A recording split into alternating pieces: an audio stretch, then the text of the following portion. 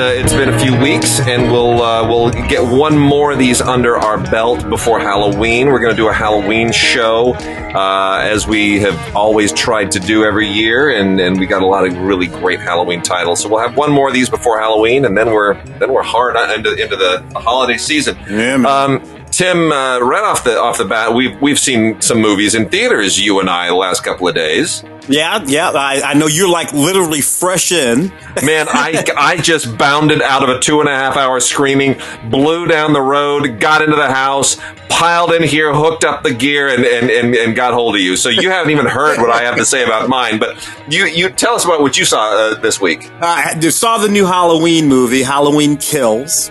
The middle film of 3 from David Gordon Green and Danny McBride and all those guys. Halloween, his pickup of the Halloween series, 2018. This is the middle one. We know that there's going to be a third one. Halloween Ends. It kind of makes it sort of irritating and it's inherently disappointing because a middle film is always disappointing. Yeah. The middle film is just disappointing because, you cannot actually get any satisfaction out of the film. They have to save the satisfaction for the third film. Look, the film is a mess. Let me just say that off the top. But it does get a couple of things right. This is one of the things that it gets right. That 1978-1981 film, Halloween 2, the thing that John Carpenter got right, because he didn't know he was going to be able to make that second film. That's why it took a few years, right? Yeah. But what he did right is he picked that second film up, Halloween 2, literally at the same moment that the first film ended. There is no time elapse. That's like the John Wick films. Like the John, and I think that was fairly novel when Carpenter did it. In I guess it would have been 81 is when he did that. It was fairly novel. I know that it hit me as novel at the time, and me and the wife were like, man, this movie's like picking up from right where the other one left off. Okay. This one does the same thing. David Gordon Green picks up literally at the moment that the 2018 film ends, that film, Jamie Lee and her daughters and all that, trying to kill Michael and all this kind of stuff. And then it picks it up from there and runs it out. It becomes a mess, very didactic. Gets into this whole sort of patter about how we are all the reason why Michael Myers lives on because of our evil. Fuck that. That's bullshit. Michael Myers was a little fucking boy in 68. He killed his sister. They put his ass in the nut house. He broke out in 78. Donald Pleasance, Dr. Loomis, chased his ass all over for the next 40 fucking years. That's what happened. That's what happened. You're not going to make me pretend like there weren't, I think 12, maybe 11 other films, a lot of which Jamie Lee Curtis was in the intervening years. You're not going to make me pretend like that didn't happen. I hate it when movies want you to pretend like all the crap that they did between these sequels didn't happen. That gets on my nerves. That said, it gets a couple of notes right. I love that Jamie Lee. Hey, look, Jamie Lee is down for it, and you got about 3 or 4 other characters straight out of that first movie, that 1978 movie, walking around in this movie, 50, 60 years old, however the hell old they are now. Still walk, including one of those Beverly Hills housewives. I forgot that broad was in that first movie. Oh, well. But Halloween, what are you going to do? Michael Myers. So there's one more? It's a trilogy then? It's a trilogy. Yeah. Halloween Ends, which, by the way, it won't. They're going to reboot it because Rob Zombie rebooted it. I mean, he literally remade the 2 films. Yeah. 07, 09, 010, whatever. Yeah, they keep doing it. And Blumhouse, of course, he has the franchise now. I think he took it over from Dimension, if I'm not mistaken. Still Universal. Yeah. But Jason has it now.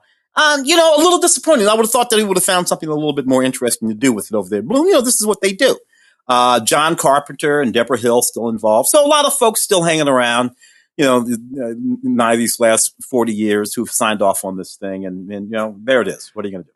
Well, I just got out of Dune, and I'm because they premiered it already, at Venice or wherever it was. The embargoes are off. I will say this. I saw it in the actual IMAX screen over at IMAX headquarters here in Playa Vista, where Denis Villeneuve himself sat and got, they even told us this ahead of this is where Denis Villeneuve sat. He was in this exact room.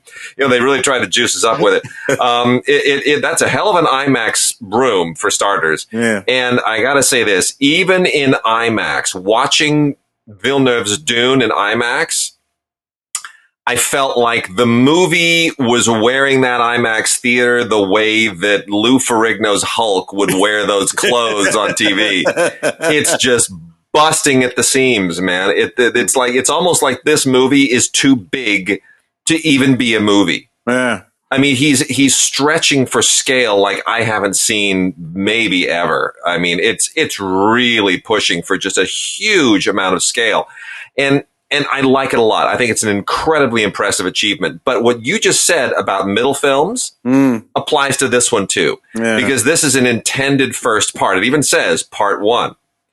So there's really no end to it. It doesn't really go anywhere. It's all set up and no payoff. Yeah, you can't get satisfaction out of if you just can't. And see, I think back to and the thing is, the other parts haven't even been greenlit. Warner Brothers wanted to wait and see how this panned out. Yeah. And I think the smart thing about the Lord of the Rings films was, yes, it was a trilogy. And it worked as a trilogy, but each of them had a certain level of satisfaction in and of itself. Because the books have a certain level of satisfaction in themselves. Because Tolkien knew how to do that. How to give you satisfaction here, yet still set you up for another story over there. But these sequels, they're not that clever. Some of them filmmakers, but I don't know. What does it hold on to? You ain't got to no spoilers or anything. But does it hold on to everything in the way David Lynch tried so desperately to hold on to so many things? And David never read those books, by the way. David's film is packing too much in. Yeah. And this, I mean, like, you realize by the time you get where you are at the end of this is kind of where you are in the Lynch film at about the 50-minute mark or so. I'd have to really time it out, but it borrows a lot of the Lynch aesthetic. It really does. Like, they just said, you know what, the suits and the look and the whole thing, we're going to stick with it because that's what people relate to. We're just going to sort of embellish it. We're going to build on it, So they really stick with the aesthetic that Lynch established. So it's not replacing it as much as it is sort of building on it, I think. But there's your conundrum with Dune, right? It's such a vast universe that you're running. You're damned if you do, you're damned if you don't. You're either packing too much in to try to make it work as one film, or you're going to stretch it out and you're going to lose the opportunity to really sort of give people a satisfying, something satisfying to hold on to at each terminal point. And I'm not even sure because, the miniseries, which my wife was part of, whatever it was, 2005, whatever it was. And, Vittorio Storaro shot that thing, which was also, by the way, my wife could tell you was part of the problem because it was a miniseries and Storaro doesn't shoot miniseries timetable. He shoots feature timetable. And it was like, hey, dude, we need to knock another page out. No. Storaro's going to do maybe an eighth of a page a day. Yeah. And that's what you get. And so, but even that felt like, you can't, and I'm beginning to wonder if the Dune universe is if you can even encapsulate it properly, because I'm watching this thing and I'm thinking, okay, so much of this borrows from Shakespeare and so much of it was borrowed for Star Wars that in a way, I feel like it's almost, its time has almost passed. I mean, I enjoyed it, but I just wonder how many other people will. It will be interesting to see. It will be interesting to see. Yes, indeed. But I will say this. I was not on board with Timothée Chalamet initially. I'm like, you know what? My Paul is Kyle MacLachlan, Paul Atreides is Kyle MacLachlan. I can't see anybody else as Paul Atreides. And I got to tell you, Chalamet does it. He won me over. Interesting. Really Look, physically, Chalamet is a slight person. Yeah. He's he's done 2 or 3 films. He played King somebody in something. I don't know. Oh yeah, was it? No, it was. Something. And walking around and all that chain metal, the armor, armor, and all this kind of stuff. And I'm like, he couldn't even stand up in that. The actual stuff. I never bought it for 1 second. That this 80-pound kid, and frankly, again, same thing. Kyle had a body, particularly back then. Kyle had a body on him, and you bought him as a warrior. and as well as an intellectual. And Timothy, I'm just not sure I'll ever be able. He's just never going to be my action hero guy. He's not, but you know what? He's intense. He's intense. I think he pulls it off. He can act. He can act. So I want to put a plug in right at the top for this terrific book, Made in California by George Geary, which is all about the California-born burger joints, diners, fast food, and restaurants that changed America. This is a great book. Has nothing to do with movies, but the only reason I got it was because the author signed it for us, which I think was really, really sweet. I can't wait to show this to you in person, dude. It's just great.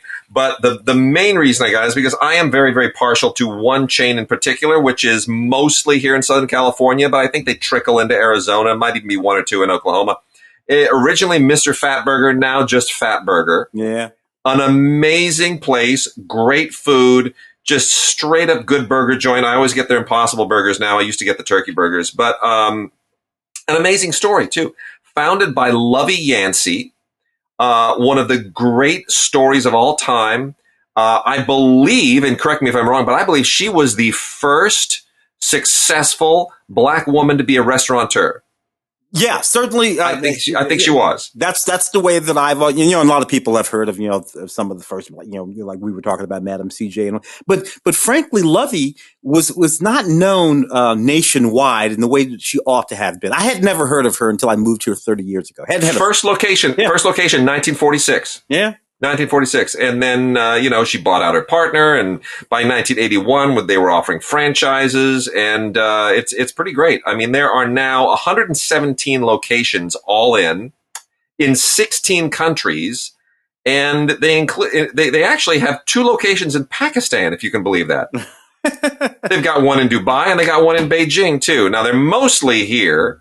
But man, it's a great story. It's a great story. Lovey Yancey and Fatburger. A lot of other great stories here too. There's like Burl's and Snowbird ice cream is a fabulous story. There's another one I had here. McConnell's Fine Ice Creams is another great local business. A lot of people don't know that's Santa Barbara ice cream. It is amazing, especially the peppermint ice cream is maybe my favorite thing in the world. McConnell's peppermint ice cream, just absolutely to die for. And then I'm going to make mention of another one here that I think people ought to pay attention to. Hang on just a second here. And they've got, so many good ones here. Copper Penny Family Restaurants.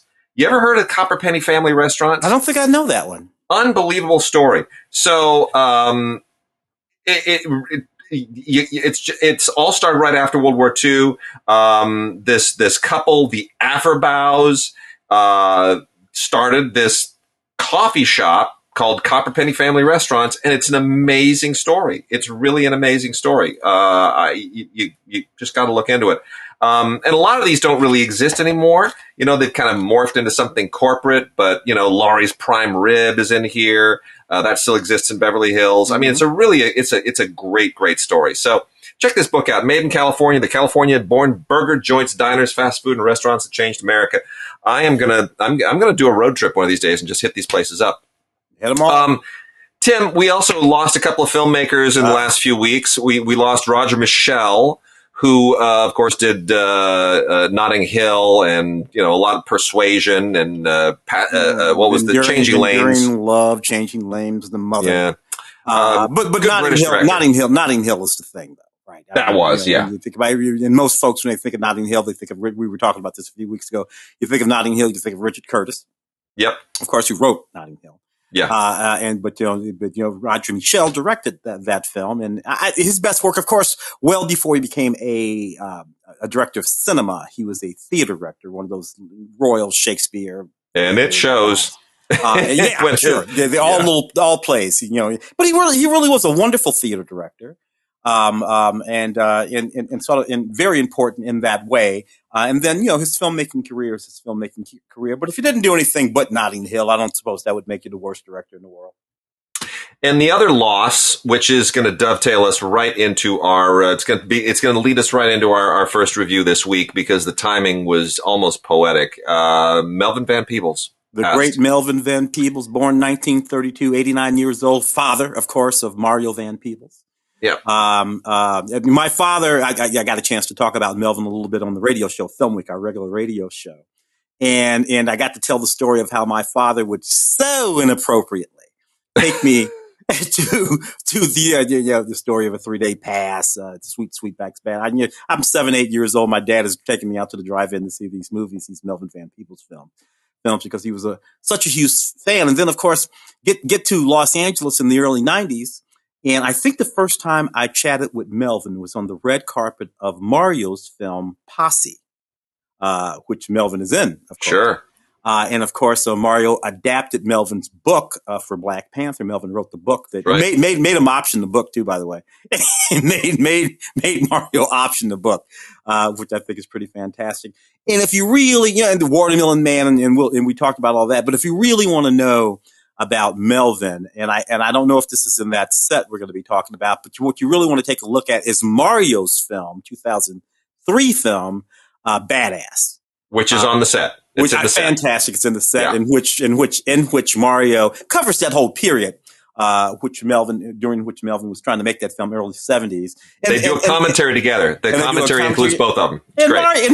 Mario plays Melvin, and he's actually playing. You think, oh, well, that's easy. He's just playing his dad, but Melvin had a very particular dynamic. Yeah, Mario's a very gregarious guy, funny.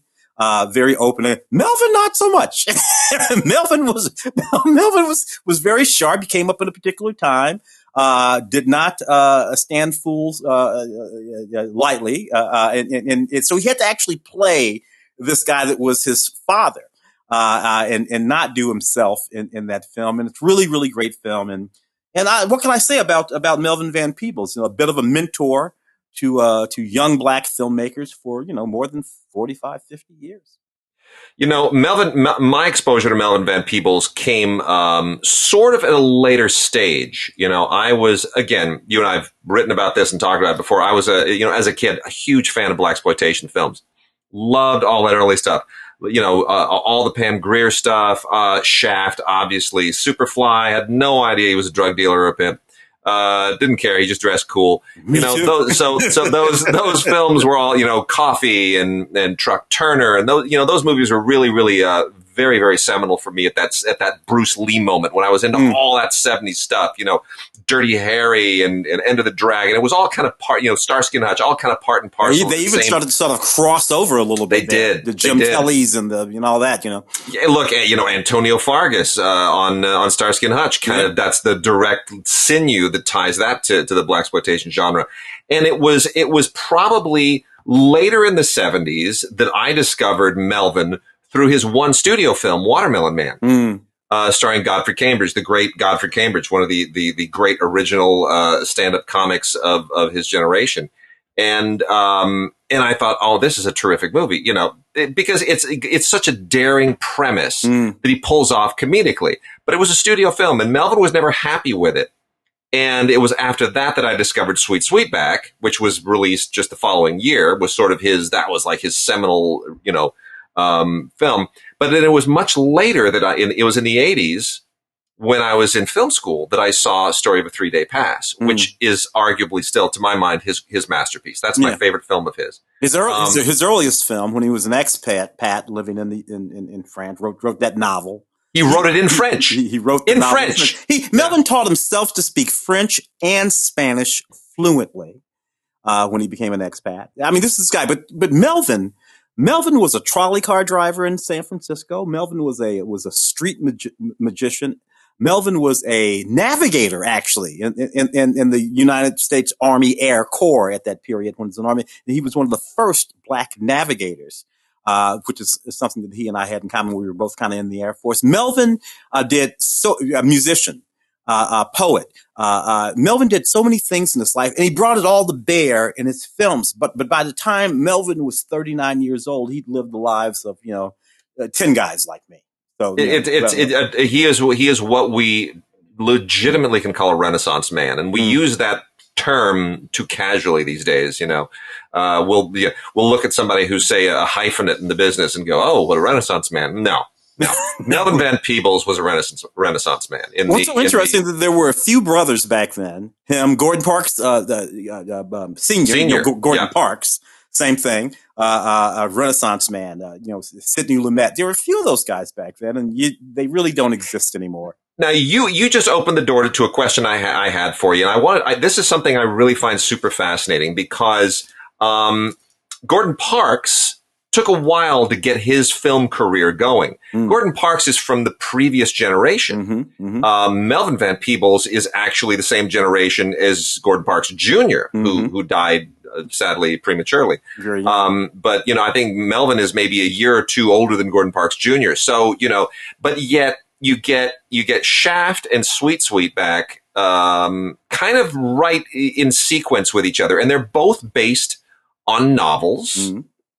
Very different. One is based on the guy's own novel, and you even get Gordon Parks. What was his previous film? Was The Learning Tree? The Learning Tree. Learning Tree was based on his personal novel. So that's they're all kind of in the same moment, but it's very interesting. In your opinion, I'm really curious to find out who is the more if you had to say one of them is a more seminal figure for black filmmakers at that point, who are suddenly made aware of the fact, hey, I can actually tell my stories. I don't have to work for the man. I don't have to make, whatever is being handed to me. I can go out and I can use this new medium as my tool and my voice to tell my stories. Is Gordon Parks and The Learning Tree more seminal, or is Story of a 3-Day Pass more seminal? Because those films are like a year apart. Yeah, I'm going to have to say it would be Melvin's films. For one thing, Melvin's films are a bit more transgressive than Gordon Parks films. They're pushing back against the system a little bit harder. Gordon Parks, he would disagree with us that Shaft was a black exploitation film. Yeah. He did not feel that was, we've sort of lumped it into that category, but he didn't think so. Well, it is a studio film. It's more like Across 110th Street. Yeah. It sort of rubs elbows with the genre, but I would say it's probably true. It's not of the genre. Yeah. Yeah. As opposed to Superfly, his son's film, which is unequivocally a black exploitation film. Yeah. And if you think about it, Shaft was a guy who was, though not necessarily in the system, was working with the system. He worked with those cops, and he wasn't a gangster. So Melvin's films were obviously Sweetback, slightly more transgressive in that way. Even for that matter, Story of a 3-Day Pass, which is about a black guy who gets in trouble, black guy in the army serving in the military in Europe, and gets in trouble because he starts dating a young white woman. So in that way, I think Melvin, you can find a more direct thread from Melvin to, say, the filmmakers of the LA Rebellion. Yeah. You can find a more direct thread there, in a foundational sort of way, whereas Senior was a little bit more inside the system, telling his story. Yes, he wrote that book, but their films, his films are not necessarily pushing telling the system. Sweetback is a straight up slap in the face. And then Melvin takes it to Detroit, four walls it himself. Yep. And all around the country. So in that way, I think you might say Melvin was the guy that John Singleton and Spike Lee and I almost said Charles Burnett, but that wouldn't be true. Sort of like connected themselves to from that period. Well, it is Melvin Van Peebles passed literally the week before Criterion released this box set, and his death announcement came jointly from his family and the Criterion collection, and I can't imagine that has ever happened before. Yeah. So that tells you there that's quite an honor, and he timed his death perfectly to promote his own movies. It was the exact kind of thing Melvin would do. Kind of thing he'd be proud of. He's looking down right now and saying, I planned it that way. Yeah, that's what I wanted to do. But it's an amazing box set, and this was announced quite a while back, and so we've all been looking forward to it. It includes, of his canon, The Story of a 3-Day Pass, Watermelon Man, Sweetback's Badass Song, and Don't Play Us Cheap, which we didn't really talk a whole lot about, from 1972, which is kind of a Broadway, sort of a riff on Broadway musicals. And it includes just a ton of stuff, including the aforementioned Badass from 2003, Mario's film. Conversations between Mario Van Peebles and Elvis Mitchell, which are really, really interesting. Includes also Warrington Hudlin and Nelson George and Gerald Butters. And, it's a really, really interesting conversations there. Melvin Van Peebles' commentary on Sweetback is fantastic. There's a documentary about his life and career from 2005, How to Eat Your Watermelon in White Company and Enjoy It. An interview from 1971 from the Detroit Tube Works. French television interview from 1968, which is absolutely amazing, which is all about, kind of gives you a lot of set visit stuff from Story of a 3-Day Pass, which is amazing. I'd never seen that before. And, just a ton of other stuff. I mean, it's just endless. And anything from Classified X, that doc, I think it was a French doc, middle 90s. That is what is missing. And, it's too bad. That's a really tremendous doc. And, I just suspect that they couldn't get the rights to it. Yeah, he narrates that. Yeah. Film. But anyway, it would have been really great to have it in here. But as it is, this is an amazing box set from a really, really significant figure, not just a great filmmaker, but a kind of an amazing figure in French and American culture in the 20th century. His contributions to American culture, to French culture, are extraordinary. And there just aren't that many expats who had a foot in one country and another, and could be legitimately said to have played a role in the artistic evolution of the two countries. But Melvin Van Peebles did. And what an important character! What a mighty figure, and just a really, really seminal figure for film. So there is that from Criterion. Let's hit out these other Criterions too. We got, as long as we're on the Criterion thing, Visconti's The Damned is also out on Blu-ray. That is from 1969. Not my favorite Visconti film, but it's certainly, in the canon. Great performance by Dirk Bogarde is kind of what anchors it. Some people love this more than others. There's some good stuff here, including a 1969 behind-the-scenes documentary, Visconti on Set, which I almost think is cooler than the movie. And there's a 1970 interview with Visconti talking about the film. So The Damned, one of his, more controversial films. From the Japanese New Wave era, 1964's Onibaba by Kaneto Shindo.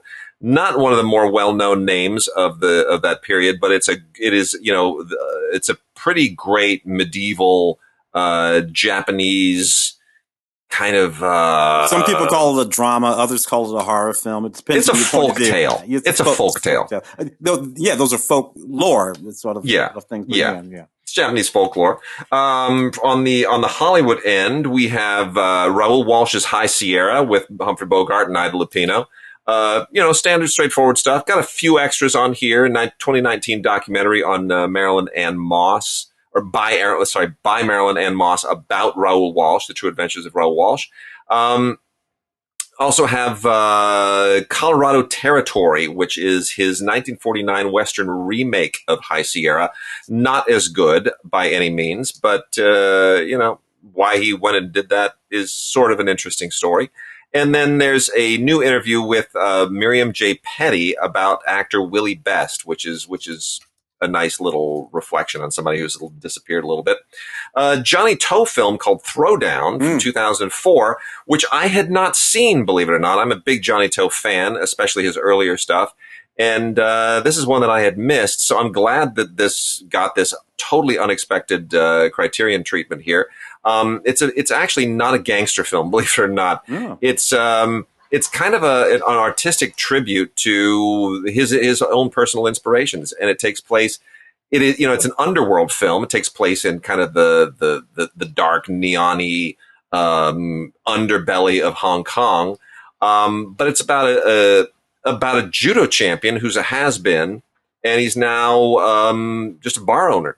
And Aaron Kwok plays this guy who wants to challenge him, and it's got kind of a noir feel to it, but it's very, very personal, and it's very poetic, and it's an unusual Toe film by any measure. Also got Neil Jordan's Mona Lisa with Bob Hoskins and Kathy Tyson. Terrific. Michael Caine kind of takes a little bit of a back seat here, but Mona Lisa is just a wonderful, wonderful movie. Great transfer here. This has come out a few times. New conversation with Jordan and Kathy Tyson, moderated by critic Ryan Gilby. That's definitely worth checking out as well. And then lastly, Want to spend a second on Love and Basketball by my UCLA classmate, Gina Prince Bythewood. She was Gina Prince at the time. Then she married Reggie Bythewood, the screenwriter of Get on the Bus. But Love and Basketball was sort of her coming out as a filmmaker from 2000. And I got to say, when I was in school, there were 2 grad students that were sort of the stars of the department. Alexander Payne was one, and Gina was the other. And everybody knew that those 2 were going places because they just had they were just confident. They did great work. They made great movies. They just knew their stuff. And Alexander Payne had a great go of it. And Gina, I think, fell into, she's had a good career, but she's had some struggles, as I think women, and especially black women, have when they want to be filmmakers. Yeah. She had to deal with both of those things at one time, and and again managed to have a career anyway. Secret Life of Bees and some television and whatnot. But man, she always just had a great eye. She had a particularly great eye for actors. This movie here, Sanaa Lathan and Omar Epps, of course. But people forget that Harry Lennox is in this film. Dennis Haysbert is in this film. A young Regina Hall is in this film. A young Gabrielle Union is in this film. So she had an eye for talent. And put them to work, and they did really, really excellent work and built careers themselves. In some cases, careers even bigger than hers, which is, again, ironic. Good point. Well, this is just an absolutely wonderful film. I'm so thrilled it's out again, and that it's getting the Criterion treatment. There's making of material on here. There are new interviews.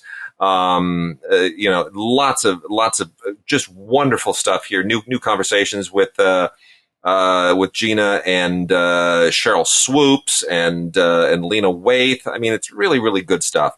And you just get a wonderful sense of the creative process of the film, how it came together, everyone involved. It's just a beautiful, beautiful movie. And Gina is finally, she directed that thing for Netflix, that superhero thing that I was not. I forget what it was. Which it was kind of a for hire gig. She opted out of the sequel. I get it. It was a career move, but it's turning out for her. So it looks like her next film is a period film about the last days of one of these sort of true life story about the last days of one of these epic Amazon tribes in Africa in the 19th century. Oh, wow. Which just got announced. They're casting it now. Looks like it should be a great thing. And I'm kind of thrilled that she's gone into Oscar territory because it's where she always should have been. Yeah. Making Oscar level films, really personal films. So that makes, I kind of feel a little bit of justice has come around. Gina's, come around full circle. She's getting a bigger shot at a bigger film. The Netflix thing panned out, which I'm glad. So in the meantime, if you want to catch up on your Gina Prince Bythewood and see what an amazing filmmaker this young woman is, and I'm proud to say she's still a young woman because it allows me to say I'm a young man. Yeah. But Love and Basketball, man, it's an absolutely terrific film. Let's see, Tim, where do we turn? Oh, one other one here. This is not Criterion. This is from Arrow, but Arrow has released Ridley Scott's Legend in a fantastic set that includes the theatrical cut and the director's cut. Legend is famous because this is the first film that that Universal tried to sort of wreck at the time. It was sort of concurrent with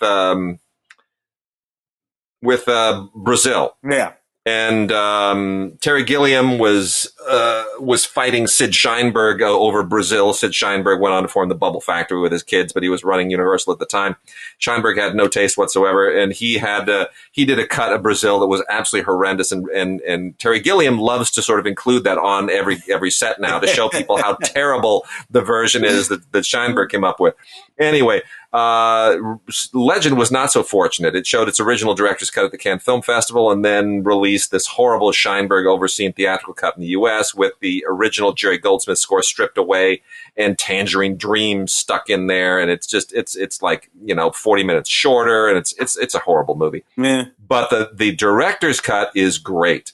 So, finally, we get an absolutely terrific release with both of them on it. Make your own mind up. A lot of really good extras on here. Arrow has done a great job. I wish that it was 4K and not just a Blu-ray, but that's okay. I'll live with it. great transfer, including a great audio commentary by Ridley Scott and an archival documentary from 2002 called Creating Myth, Memories of Legend. So storyboards and a lot of other stuff on here. So both cuts of legend. Yeah, young Tom Cruise, Tim Curry, Mia Sarah. Ridley, of course, has a movie out today that, what is that? Last Duel.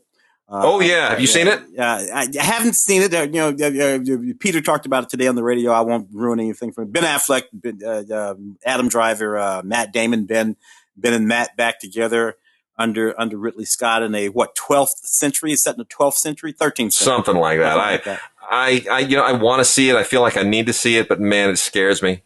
I can't wrap myself around those mullets that Matt and Ben are wearing. Well, and Ben is doing that bleach blonde thing for some reason, and I'm not really sure what the hell that's all about. But nevertheless, I'll wait for the awards season swag to roll out, and I'll catch it then. You should try to catch Dune at an IMAX screen, though. I'll tell you, that thing that just beats you in the face in a really good way. Should we do some TV? Sure, let's do some TV.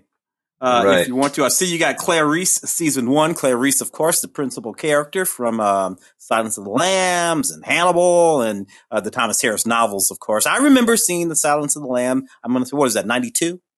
Something like that. And 90, 90, let's see, 92. Yeah, 92. And you saw that, and I had read the book, and I thought to myself, well, this was just an absolutely outstanding adaptation of that novel, and everyone's really, really great in it. And there was a big argument about whether or not it was a thriller or a horror film, and all the Red Dragon and all kinds of things sort of going on around that movie. And it was really wonderful. I remember Bridget was in St. Louis when I went to see it, so she didn't get a chance to see it at the screening with us. And the moment she got off the plane, I took her to see Silence of the Lambs. It was that good. Of a film, all of the films since, and I don't know about this series. I haven't seen it. Nothing has stood up to that film. Ted Levine's performance, Jodie Foster's performance, Scott Glenn's performance, and of course the great Anthony Hopkins as Hannibal Lecter. To my mind, that could have stood alone. I really didn't need any of the rest of it. I'm not sure about this series. What do you think? I've tried to sort of give this series a chance. It's not great. It maybe in future seasons they can pull it together. But here's the thing. It is becoming too much of a trope on television. Hey, let's just do an origin story. The origin story of all the Batman villains. We'll do Gotham. Yeah. The origin story of we already had Hannibal, right? We already did Hannibal's origin story, in Hannibal. Okay. And then we did the origin story for Psycho, where we had Bates Motel, Norman and his mom, right? Yeah. So they keep doing this. They keep finding these movie characters and then saying, "Okay, we'll do a series about their origin story." I don't know if there's enough to Clarice to justify. This feels like a new Criminal Minds, like just with a woman, and they're going to name her Clarice. I mean, technically it ties in, but that's kind of what it's doing. I don't know. And the thing of it is, this is television and movies, but the novel, Thomas Harris novel, is an origin story for Clarice. We meet and learn about Clarice when she's a young girl. The reason why they call it The Silence of the Lambs has to do with something that she experienced when she was a young girl. It's that speech that Anthony Hopkins has with her when he's on the other side of that plexiglass. Yeah, makes her tell her. So I don't know. She's a girl from down south who really wasn't good enough and made herself good enough to be the best at what she does. That's the origin story. We're done. Yeah. So Black Lightning, fourth and final season. Yeah. Yeah, I know. We have the same problems with this show. Watch our Godcast. You kind of we touch a tad on why this isn't. Look, I mean, Black Lightning should have been probably better. They tied him in a little bit with the rest of the Arrowverse for that the infinite universe. I mean, here's what I like about this show. The actress who plays his younger daughter, Jennifer, China Ann McClain. China Ann McClain is the actress who plays his younger daughter. I am a huge fan. China Ann McClain is going to be a huge star. She's amazing. I didn't really even discover her on this. I discovered her in those Infernal Descendants movies on Disney Plus because my daughter can't stop watching them. And on those, she plays Uma, the daughter of Ursula, the villain from The Little Mermaid. So, Uma is a big part of those movies, starting in the second and the third one, Descendants 2 and 3. And China Anne McClain, who was a lot younger then, is just phenomenal. Phenomenal. She's one of the few things that makes those movies bearable. And she plays the younger daughter here, and she's equally great. So I am looking forward to China Anne McClain in bigger and better stuff. She's one of the things that makes Black Lightning tolerable for me. Yeah. I don't want to beat Black Lightning up all by itself. The Arrow, all those CW shows, Arrow, Flash. I think we got an Arrow here that we're going to talk about. They're all wearing a little thin. I love me some Flash. Give me some Barry and Iris any day of the week. I love me some Flash, but wearing thin.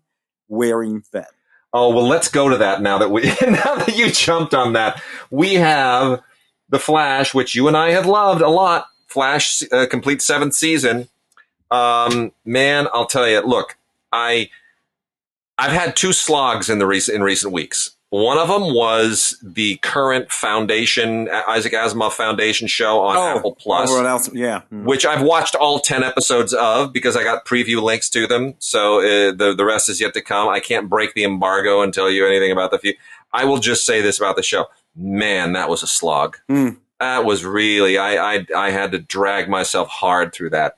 And the 18, 19, 20 some odd episodes of season 7 of The Flash, much as I have loved this show, I've got to tell you, from about the middle of season 6, when they tie up that whole Infinite Earths thing, the second half of season 6, that whole Mirrorverse story, whatever, kind of wraps up here at the beginning of season 7. It felt like it was on fumes. And then the rest of season 7, I'm like, I don't even know what the story is. Like, he's breakdancing now and they're doing karaoke.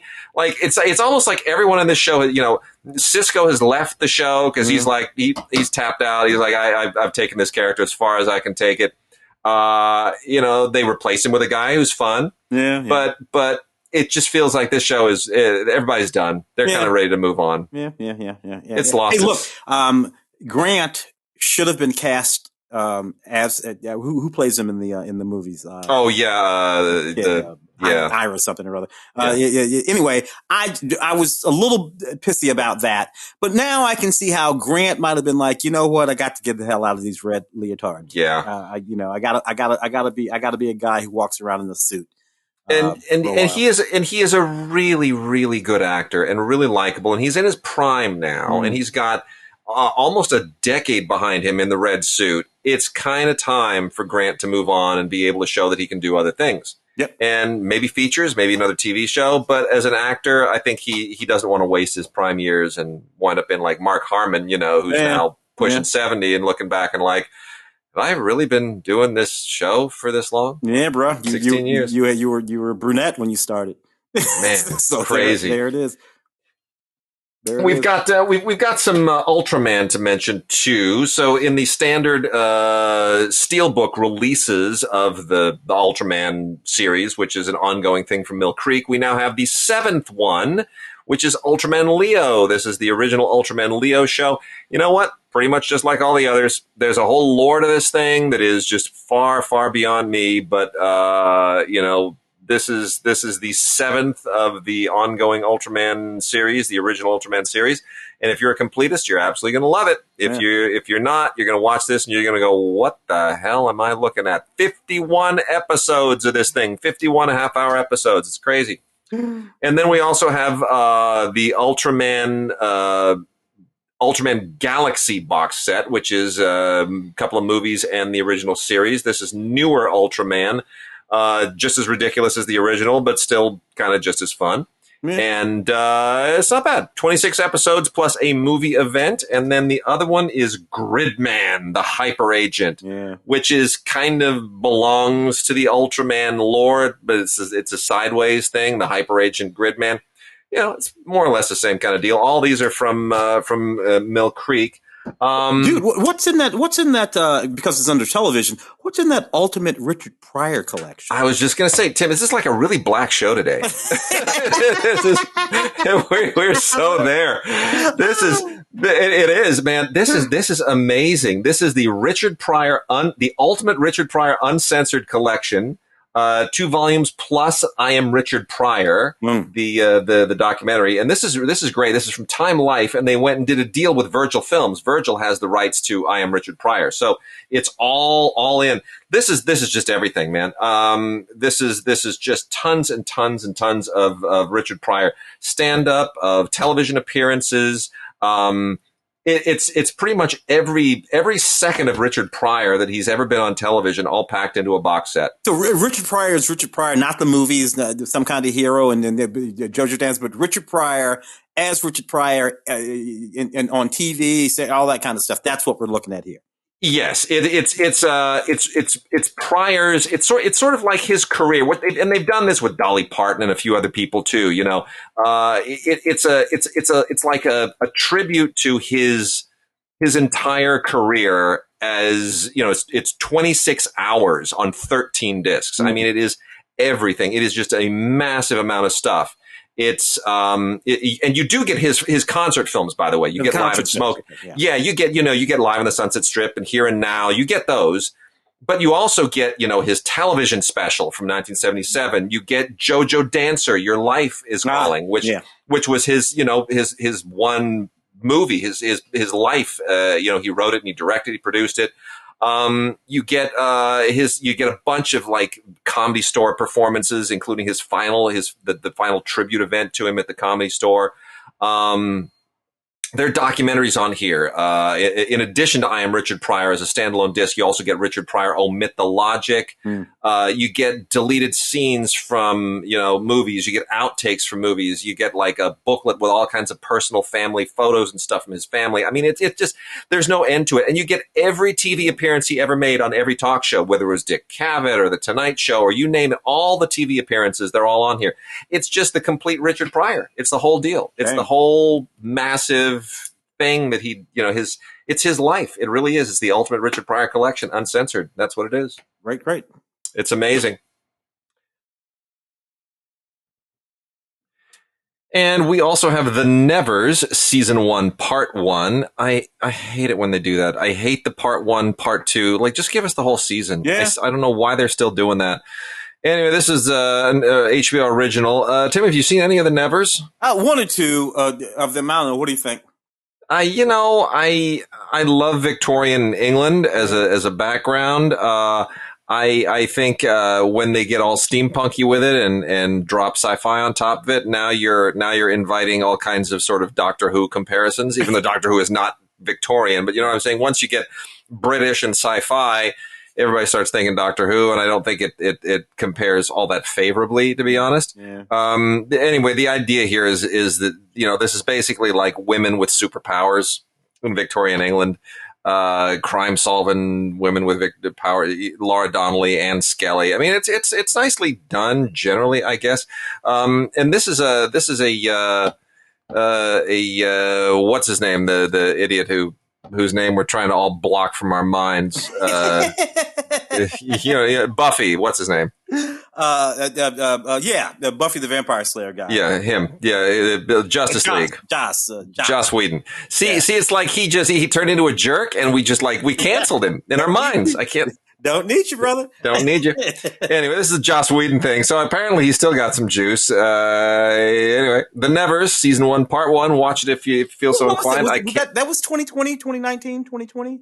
This is 2020. This is 2020. It's 2020 series? Oh. Yeah, right. It's nutty. Anyway, we'll be getting Part 2 soon. I'm gonna burn through a bunch of Kino stuff here. We got some amazing Kino stuff that now that I had some space from Film Week, could finally just bear down on.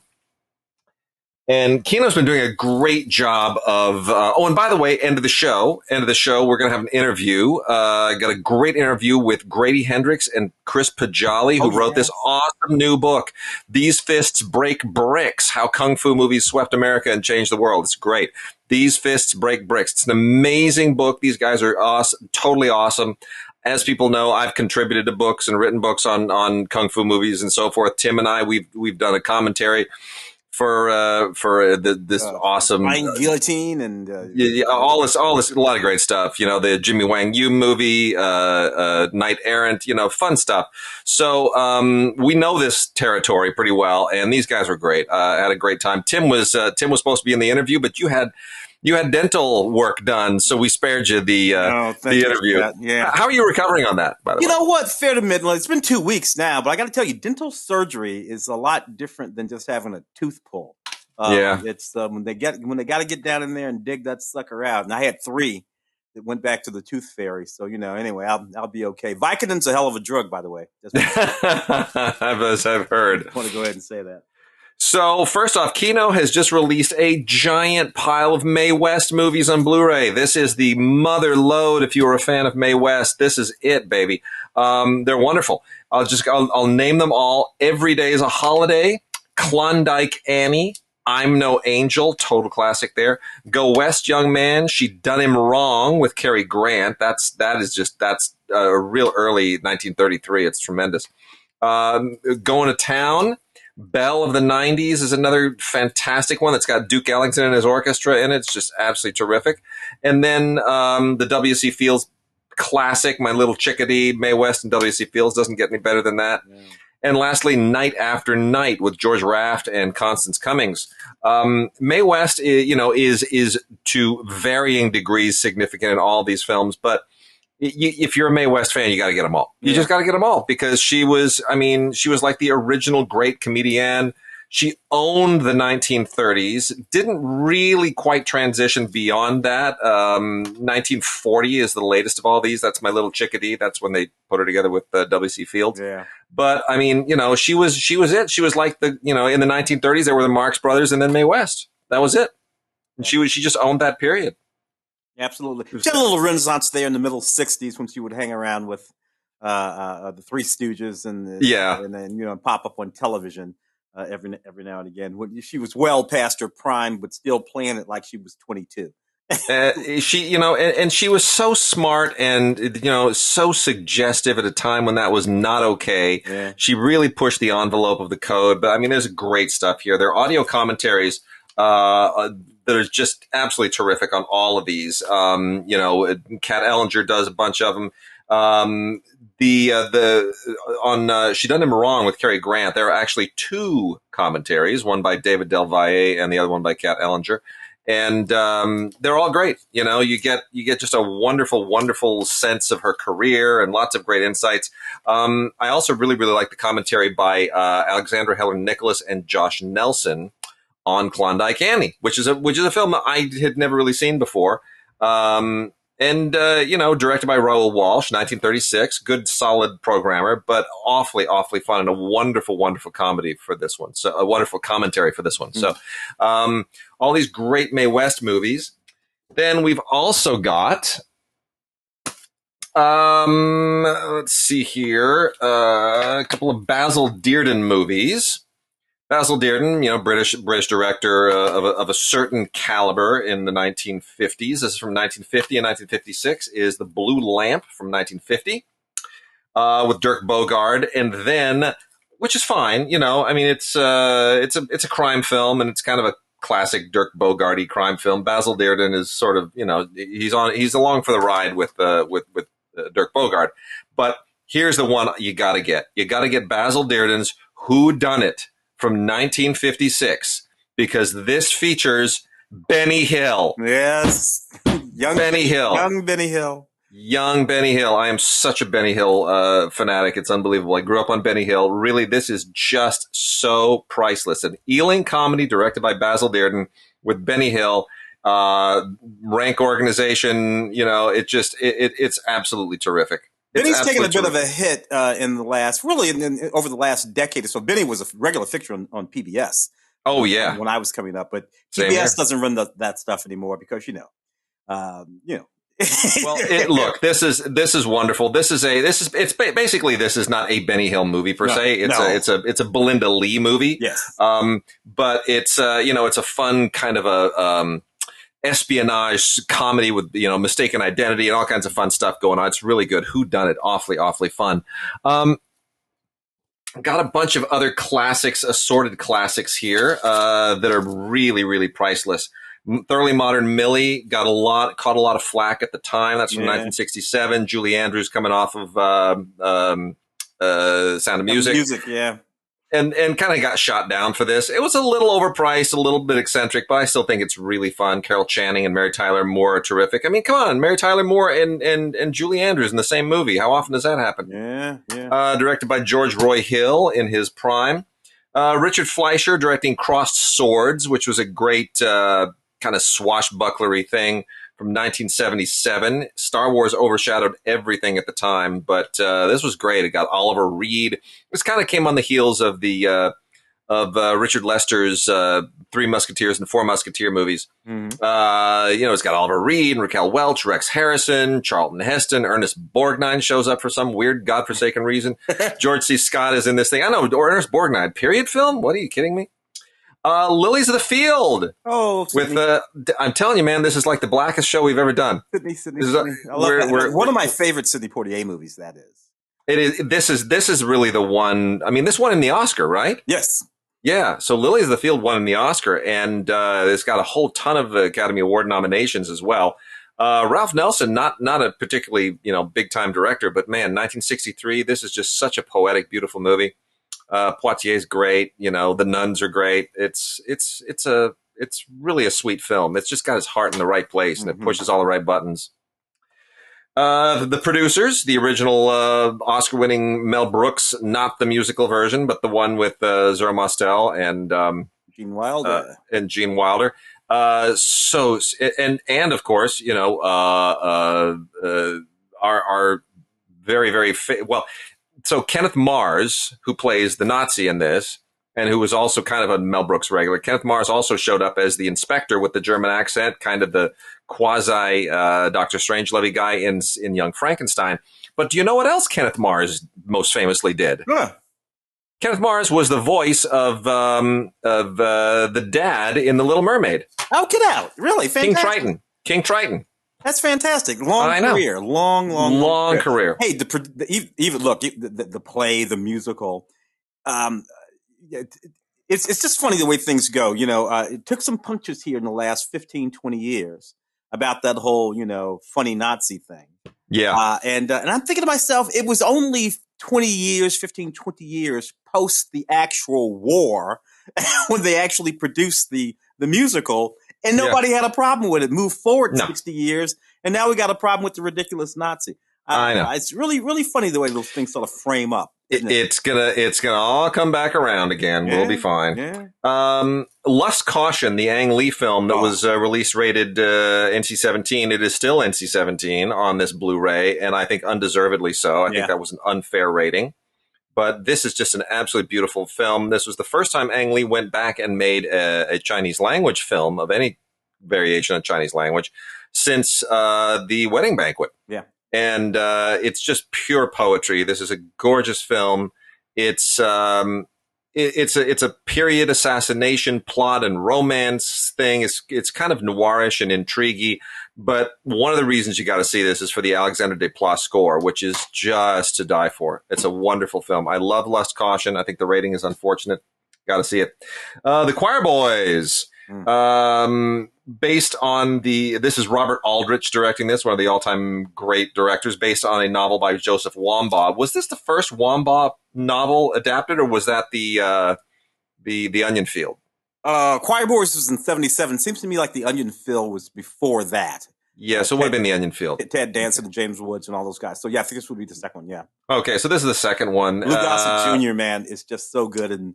Oh, he's phenomenal in this. Lou is phenomenal. Charles Durning's phenomenal. James Woods again is really good. Randy Quaid before he went completely off his rocker.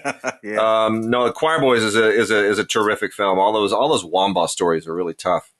Harold Becker's got another Wambaugh film here, The Black Marble. This is from 1980. This is not quite as impressive as the others, but it still has it's got a good, real tough, hard-boiled plot. Robert Foxworth, Paula Prentice, Harry Dean Stanton, good solid, cast. Owen Roisman shot the hell out of this thing. Maurice Jarre did the score. The Black Marble, another good Joseph Wambaugh thing. Yeah. And then we got some Bob Hope stuff here. I love the Bob Hope stuff because they're all so stupid. and I enjoy them. I enjoy them. Ah. Alias Jesse James with Rhonda Fleming, who, of course, I met when she was married to Ted Mann, owner of Mann's Theaters at the time. Mm-hmm. She left us not too long ago. Yeah. My Favorite Blonde with Bob Hope and Madeleine Carroll. Bob Hope and Dorothy Lamour in Caught in the Draft.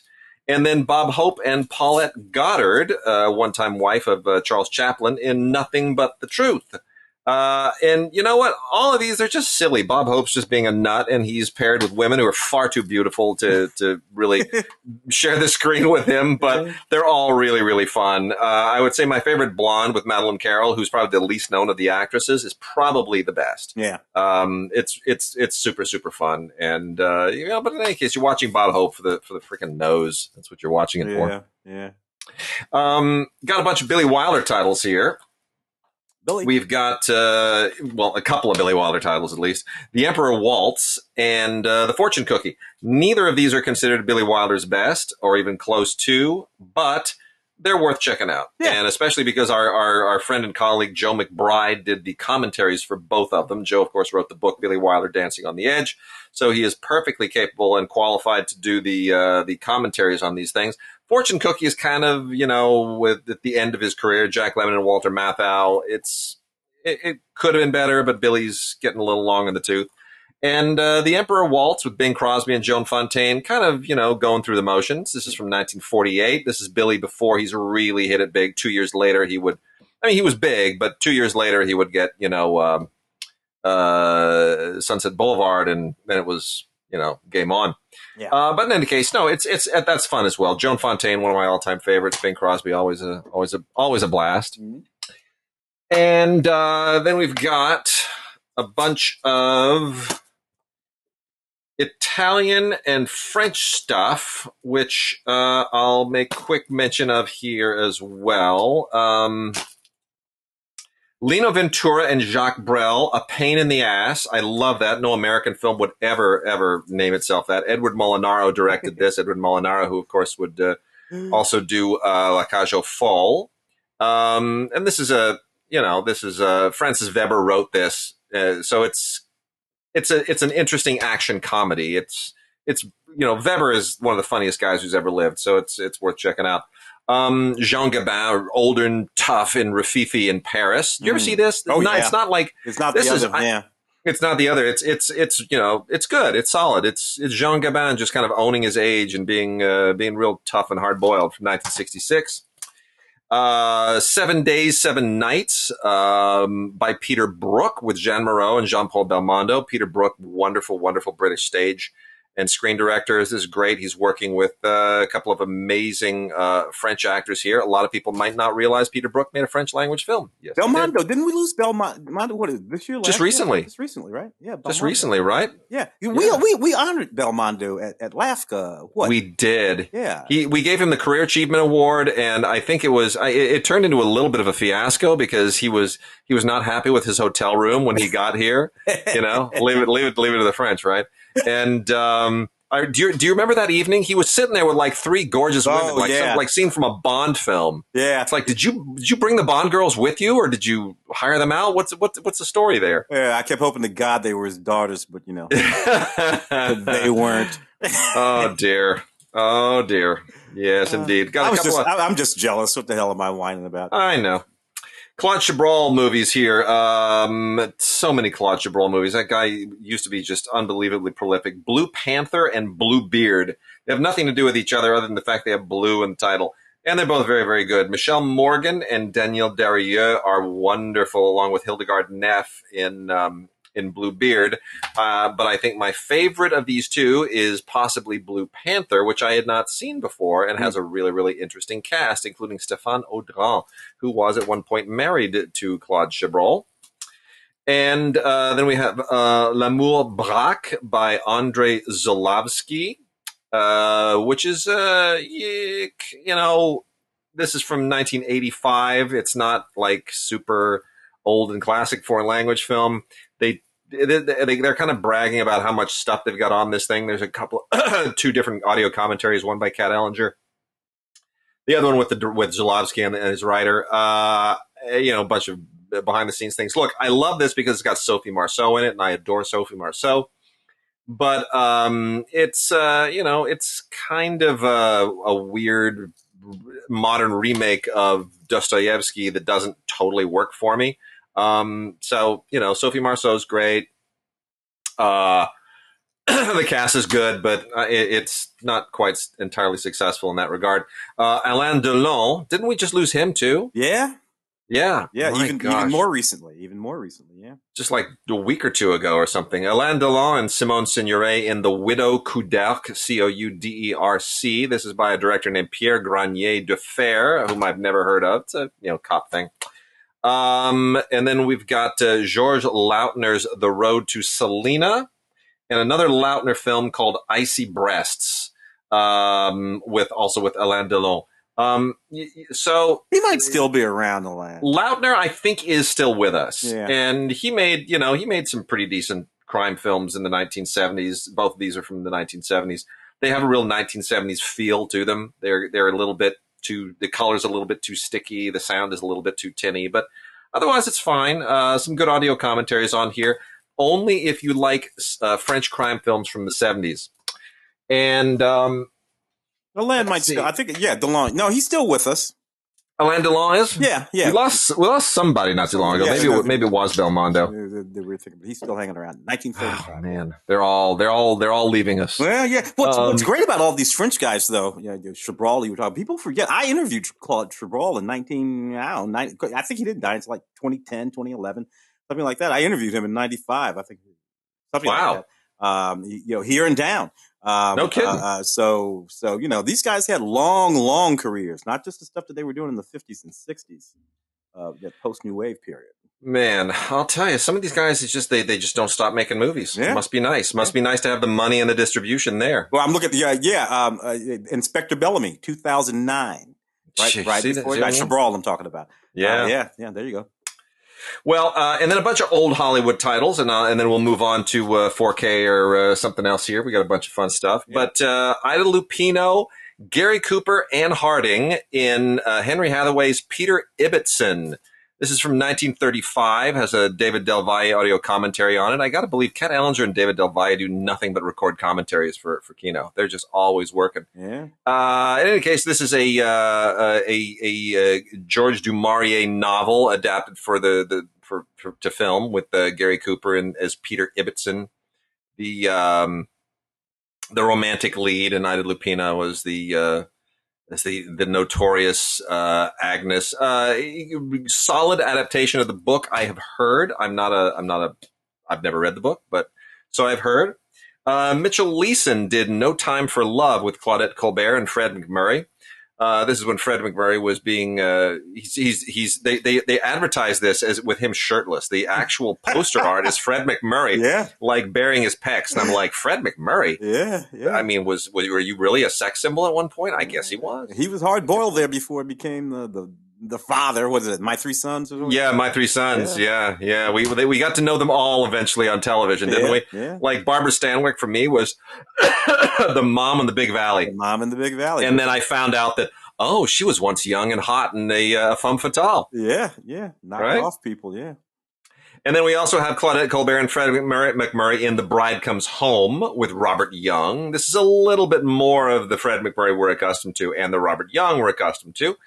This is a great screwball comedy. If you've never seen it, it's really fun. 1935, right in the pocket of the period. Awful lot of fun. It's really, really worth checking out. The Bride Comes Home. Good, solid, classic screwball comedy. Claudette Colbert with Fred MacMurray and Ray Milland in The Gilded Lily. Also very, very fun. This is the very first time that Claudette Colbert and Fred MacMurray actually appeared together in a movie. Oh yeah, that's like 35 or something like that. 35 as well, sure is. Yep, absolutely. Directed by Wesley Ruggles again, and it's just it's really quite a lot of fun. So they made 6 films together, Colbert and MacMurray, and That's one of the really, really fun ones. And then another Mitchell Leeson directed film with Claudette, Colbert, and just Ray Milland called Arise, My Love, which is also really sweet and really charming and very clever. This is a little bit later on. This is 1940, so we're starting to turn a little bit during the war. This, by the way, has a screenplay by Billy Wilder and Charles Brackett, and this is one of the movies that helped segue Billy Wilder into that directing career. It's a hell of a screenplay. It's really sharp. Then we have Claudette Colbert and Herbert Marshall in For Frightened People by Cecil B. DeMille, which is just as ridiculous and cheesy and hokey as you would ever have imagined. Honestly, there are times where I wonder why DeMille was the thing that he was. 1934, this whole thing, it's a survival tale, man. Yeah. The whole thing, it's like, bubonic plague breaks out on a ship, and these four people get on a lifeboat, and they go off to survive, and they wind up on this island somewhere in the South Pacific. And you know what? Between the boat and the ocean and the South Pacific, it's basically all just one soundstage. Yeah. It's like you're watching it and you're like, are you sailing from one side of the soundstage to the other where you put up a bunch of fake palm trees? Because I'm really not buying it. Oh, boy. Claudette Colbert looks fantastic in that movie. I'm like, really? Stranded on a desert island, are you? It's so funny. You look fantastic. And we just talked about Barbara Stanwyck, another Cecil B. DeMille movie, Union Pacific, with Barbara Stanwyck, who is the standout in this thing. This is basically a Western. That's late 30s, Joel McCrea, right? Yeah, 1939. Anchor yourself to Barbara Stanwyck. Don't worry so much about DeMille, who really overplays everything in this. This also has an audio commentary that has a few interesting anecdotes. Gary Cooper and Paulette Goddard in the Cecil B. DeMille film Unconquered, which also has these weird supporting performances by Howard Da Silva and Boris Karloff, of all people. This thing's from 1947. It is better. Well, I'm not even going to say that. It's still a Cecil B. DeMille film. It's still got, people cast against, ethnic type, and it's obvious and embarrassing, and everything that's outside is shot on a soundstage, and it's just absolutely silly. But Jesse Lasky Jr., I think, screenplay on that. Yes, he did. Absolutely. Jesse Lasky Jr. co-wrote the screenplay. I mean, this takes place kind of colonial times, American Revolutionary War, and early frontier. I don't know. It's supposed to take place in the frontier, and it all takes place on a soundstage. A lot of great faces still. Alan Napier, the guy that played Alfred in the original TV Batman series. Yes, that's right. He's in it. He's walking around that movie, and very young in it. Yeah, and very young. Yeah, Ward Bond, a few people. Yeah. And our last Cecil B. DeMille movie has Gary Cooper and Jean Arthur. It's called The Plainsman. And, it's got most of the same Cecil B. DeMille flaws in it, but it could be worse. It's a Western. It's got Gary Cooper. I don't know. I guess that's enough for most people. Basically, it's the story of Wild Bill Hickok. Yeah. Gary Cooper plays Hickok. Not very convincingly. He's still Gary Cooper. Like, Yeah. He's stiff as a board. Stiff as a board. But ridiculously young in this movie. That's early 30s, mid 30s, something like that. Yep.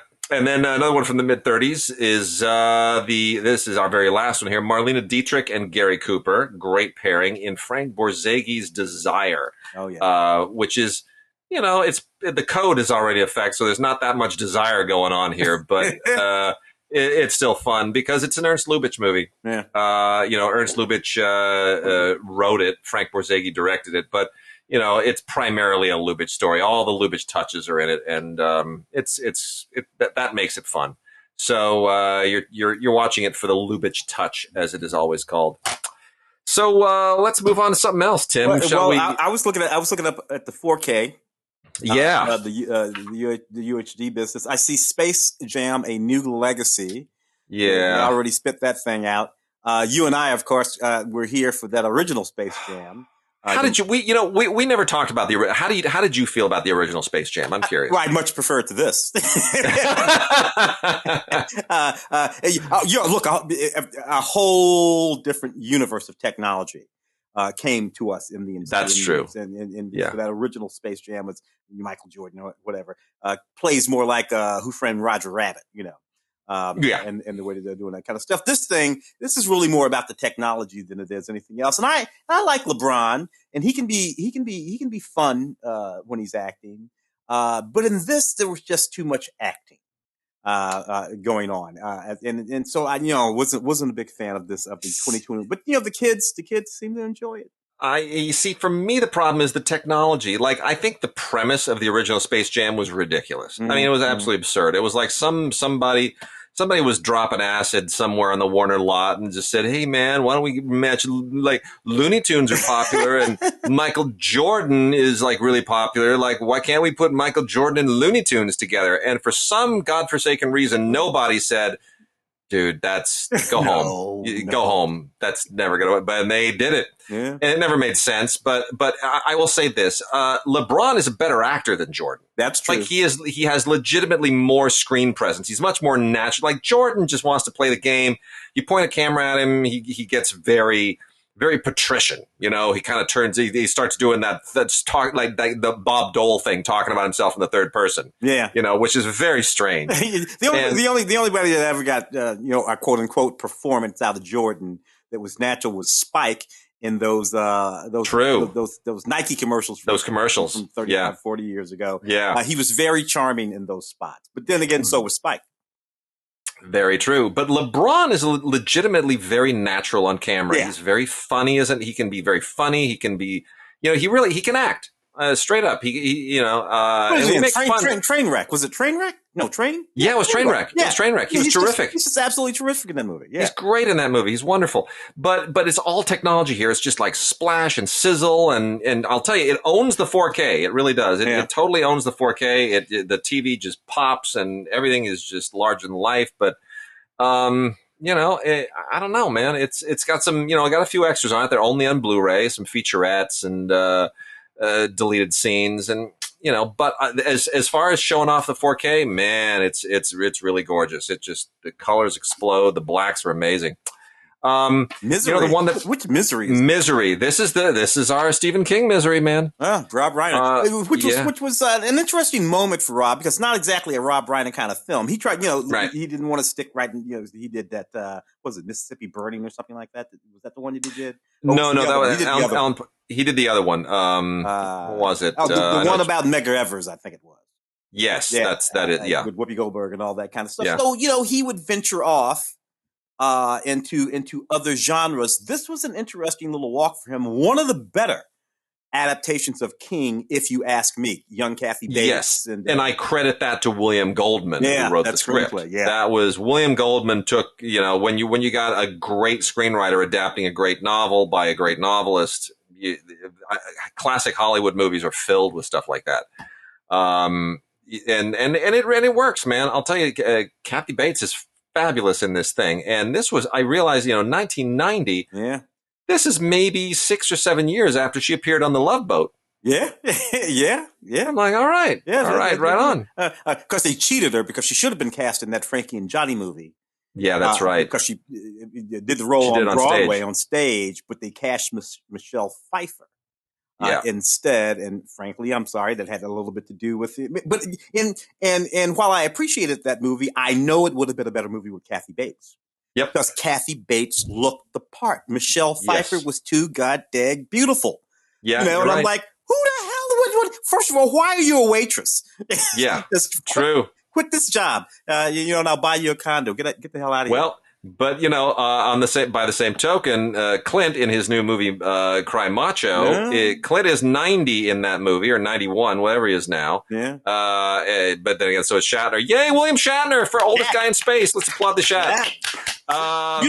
What's wonderful about Shat, and I'm gonna let you get your thought back. Yeah. His mind is as clear as when he was playing Kirk. It's unreal. He was sharp. He's sharp. He's quick. He's witty. Look, I'm not dumping on old people. I'm approaching that age far too quickly to do that. But I got to tell you, if in 20 years, when I'm 80, if I'm as sharp as he is now at 90, I will be the happiest human being on earth. It's unreal. It's so inspiring to see him. It really is. It's just, it's a beautiful, I want him to play Kirk one more time. Just one more time, man. I just want one more Kirk turn. Yeah. And I would so go see that in a movie. But yeah, what I was going to say is Clint at 90 in Cry Macho is playing a character which in the book is apparently like 38. It's a problem. Yeah, that's a problem. Anyway, I knew that there was Misery. something wrong with that damn movie. See, I did not know what you just told me, but now that you just told somebody me else told me that, and now I know, right? Okay. Now that you know, you know. Okay. So, Misery looks very good in 4K. This is a Kino Lorber 4K. I don't know where the mastering of the film has necessarily taken place, but it's not the best 4K, but it looks very good. It's very nice. Better than most of the other Kino Lorber stuff. And it comes with a ton of featurettes, all the stuff, all the EPK stuff. It's all here. It's a load of featurettes and the 2 original commentaries, one by Rob Reiner and one by William Goldman. So it's a really, really nice set. It's 4K Ultra HD, Dolby Vision for those paying attention. And my television is Dolby Vision enabled, and man, does it look gorgeous. Wow. Speaking of which, my goodness, Inglourious Bastards is one freaking just spectacular looking 4K UHD. It really is. This is another one of those reference standard things. It's got a Movies Anywhere code on it, so you can add it to your Movies Anywhere library. You can watch this thing anywhere, upside down, inside out, on your phone, on your iPad. I was never a huge fan of the movie originally, so I'm reevaluating it, and I have to say it is a better film than I gave it credit for originally. It really is. Well, I don't know how big of not a fan you were of it originally. I had my criticisms of it originally. It's still one of those Quentin Tarantino screenplays that's too long. Yep. And because of that, it runs the gamut from absolutely brilliant to sometimes perfectly inane. So it's one of those, but broadly speaking, it has moments in it that are so powerful and so impactful that you just have to let the rest go. I agree completely. I mean, it's like he works so hard and he takes so many risks. Some of them don't pan out. He's swinging for the bleachers in every scene, and he's striking out a few times. Yeah. But man, he hits some home runs. Yeah. Oh yeah. Oh he really does. But the right editor, and this would be a flawless film. Quentin, but whatever. So the DTS HD audio is really an unbelievable mix. It is a tremendous mix. You really got to that's the one you got to work the speakers over with that thing. It's absolutely fantastic. And the HDR, if you're all set up for HDR with your system, it'll blow your mind. This is another one of those reference standard discs. Put it on, it'll show off your system like nothing else out there. 4K of Inglourious Bastards, Quentin Tarantino. And then lastly on the 4K front, we have Volume 2, the much awaited Volume 2 of the Columbia Classics 4K Ultra HD collection. I gotta say, Tim, it's not as impressive as the first one, which of course had, League of Their Own and Dr. Strangelove and Lawrence of Arabia. And this one bounces around a bit. I mean, not all these movies really go together. Anatomy of Murder and Oliver. Yeah, it's a little weird, right? Yeah, it's kind of a yeah. Well, how are we hooking that up there? And Stripes? I mean, really, Stripes end with Taxi Driver? Yeah, really? I know. Okay. I expected at least several Best Picture winners in here. The previous one had Lawrence of Arabia, which won Best Picture, and had Gandhi, which had won Best Picture. It had real, credibility. I mean, in this one, most of these films were nominated for Best Picture: Taxi Driver, Social Network, Sense and Sensibility, Oliver, but only Oliver won. And, Stripes is a little weird. Anatomy of a Murder is a little bit weird to throw in there. Yeah. They're all fabulous. Yeah, these are all great films. Movies, but I'm not sure that a single buyer, unless you're you and me, or something, I'm not sure that a given sort of ordinary patron would want Taxi Driver and Stripes. Yeah, I know. I was looking at this. I'm like, okay, I can see someone who loves Oliver loving Sense and Sensibility. Yes. Cannot really see the person watching Taxi Driver then wanting to turn around and watch Stripes. That's a little weird. That's just, I don't know, man. I don't know. So yeah, I don't really get how they're choosing them, but it's a beautiful set, and the extras are absolutely superb. The book that it comes with, it comes in the same packaging as the previous one, with that really beautiful book that just has all the goodies in it and all the pictures and all that stuff. tons of great extras on here. I mean, Oliver especially. I was elated. I've watched and listened to everything on Oliver, including the commentary with Stephen Smith, which is fantastic. Jack Wilde screen test, absolutely terrific, very impressive. And then a whole bunch of featurettes that are just absolutely wonderful. And Oliver is, one of my all-time favorite films. So I just can't get enough of that. Taxi Driver, I'm going to be diving into tonight as it happens. Mm-hmm. Taxi Driver also has a gigantic pile of extras, which I admit I have not completely delved into yet. It's got a 40-minute Q&A with everybody from the 2016 Tribeca Film Festival, which I'm super looking forward to. Scorsese, De Niro, Jodie Foster, all of them. And then it's got the Scorsese Paul Schrader commentary, which was originally recorded by the Criterion Collection, which I am very, very thrilled with. So that's a first-rate commentary. And then other commentaries by Paul Schrader and Professor Robert Kolker and a whole bunch of other featurettes and thing on locations. I'm really looking forward to it. So a lot of great stuff there. But again, if you want those movies all together, you're one of the very few, I suspect. We moving on to the new stuff? Let's do new stuff. Yeah. Which Blithe spirit are they talking about? Because I know there's that new thing from 2020. That's the one. That's the one. Okay, because I was hoping it might be the Rex Harrison. Yeah, no, it's not the Rex Harrison David Lean film. No. This is the one with Isla Fisher, Judi Dench, Leslie Mann, and Dan Stevens. Yeah. Okay. This is a weird movie, man. Yeah, which is why I was hoping it was the other one. Yeah, I mean, because I love the Rex Harrison film. Oh yeah. By the way, do you know that there's some funny stories from the Rex Harrison film, and this is going to tell you a lot that Tim and I are talking about the other Blithe spirit when we should be talking about this one. But the David Lean was not known for his sense of humor. He was raised a Quaker, and he kind of did that movie as a favor to Noel Coward, who gave him his career. Mm-hmm. And Rex Harrison and Lean did not get along. Now, it's a little bit interesting that overlap, because David Lean had edited Pygmalion, which was then remade with music, obviously as My Fair Lady, in which Rex Harrison won an Academy Award. But those two films, their careers otherwise didn't really overlap except for Blithe Spirit. And there was Noel Coward, one of the great wits of all time. There are scenes where Rex Harrison delivers the line. It's very funny and witty and so forth. And he looks over at camera, and Lean is not laughing or even cracking a smile. He's just kind of rubbing his chin with this pained expression on his face. And then he would turn to the rest of the crew, turn to the cameraman, and he would say, "I didn't think that was very funny, did you?" And it so pissed Rex Harrison off.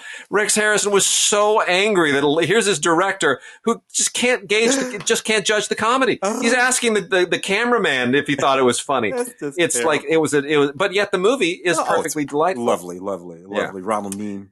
What's wrong with this one, Tim? Why does this just not hum? There you go. A very, very, very good question. Well, Dan Stevens is lovely. But he's he's very good. But he's no Rex Harrison. There you go. There's a certain amount of charm there that just cannot be duplicated. And for that matter, the rest of that wonderful cast from the 1945 film. I mean, all these. I mean, not just Constance Cummings, but Margaret Rutherford. I mean, how do you replace her? So there are all kinds of people there that you just can't. And not to mention, you got Noel himself narrating the film. Yeah, and he's hitting all the beats exactly right because he wrote them.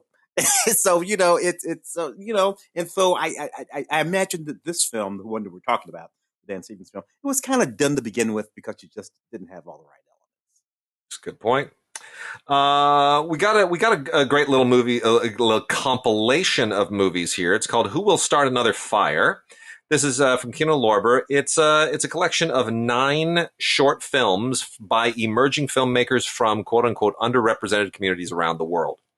And I would just say focus on the fact that these are just 9 really, really interesting short films from all different backgrounds around the world. Really interesting short films like Flying by Pierre Tracy Shen, Family Tree by Nicole Magabo Kigundu, Troublemaker by Olive Nwosu, Polygraph by Samira Saraya, The Lights Are On, No One's Home by Faye Ruiz, By Way of Canarsie by Leslie Steele and Emily Packer, The Rose of Manila by Alex Westfall, Slip by Nicole Otero, and Not Black Enough by Jermaine Manigault, or Manageau. I don't know really how you pronounce it. But anyway, really terrific. All 9 of these are really, really good and worth watching. Great introduction by Charles Burnett. Charles Burnett, yes. And, what I like about this is like your own little short film festival. And as someone who has been involved in an acclaimed short film, I'll tell you, it's not easy to make these things. No. Forget about how short they are. And some of them are very short. They're all really hard to make, especially to get the performances that you get. And I applaud all these filmmakers, and I hope to see some really good things from them all. Yeah, beautiful stuff. Let's see what else we got here in the new stuff, Tim. The Misfits. What do you want to pull out? Oh, the Misfits, which is fantastic.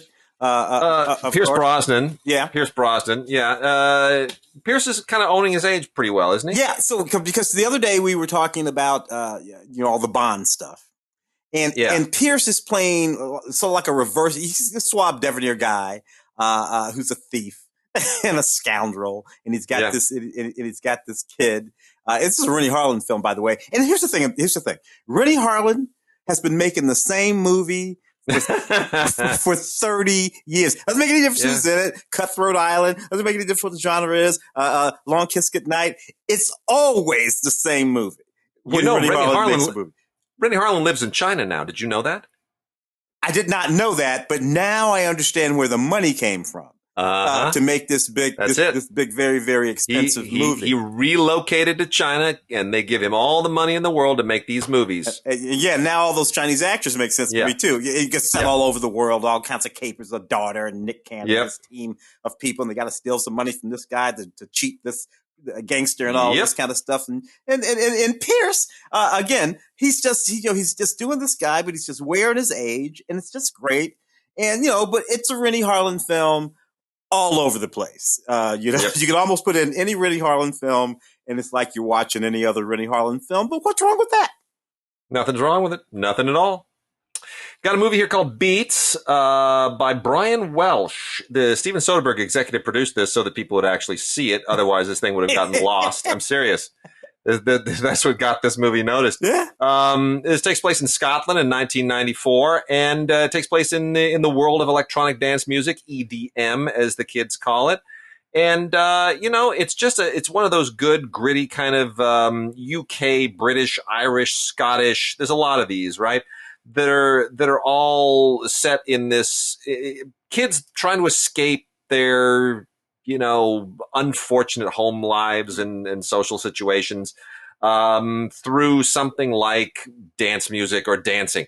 They're kind of like UK variations on Saturday Night Fever, if we're going to be honest. Yeah. And this is all set against the backdrop of a notorious order from 1994 called the Criminal Justice and Public Order Act, which banned, believe it or not, gatherings that featured music that was too beaty.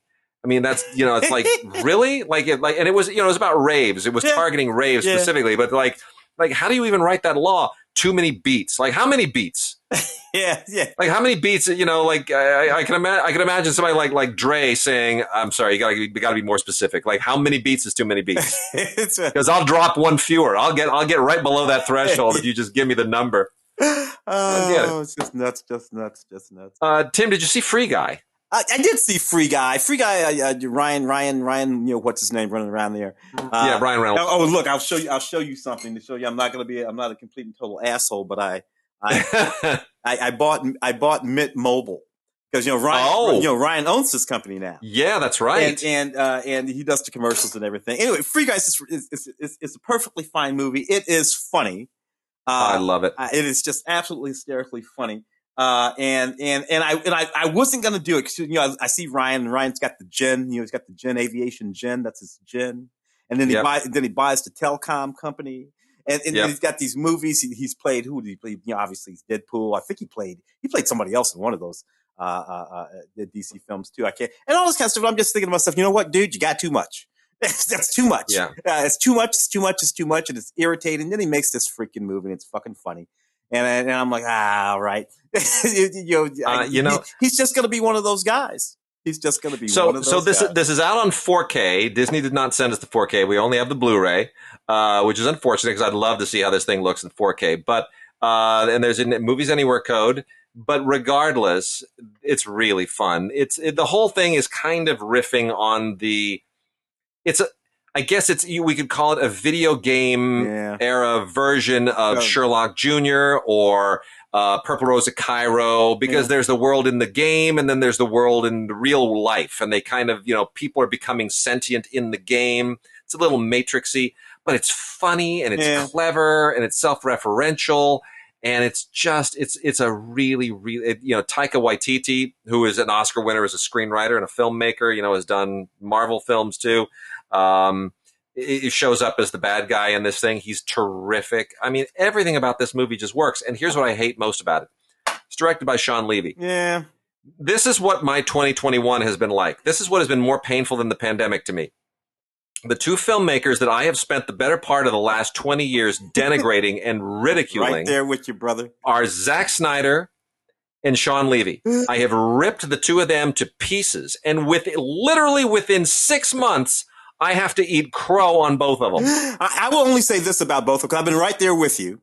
But to my mind, about Sean Levy, I will say this. He finally made a decent movie.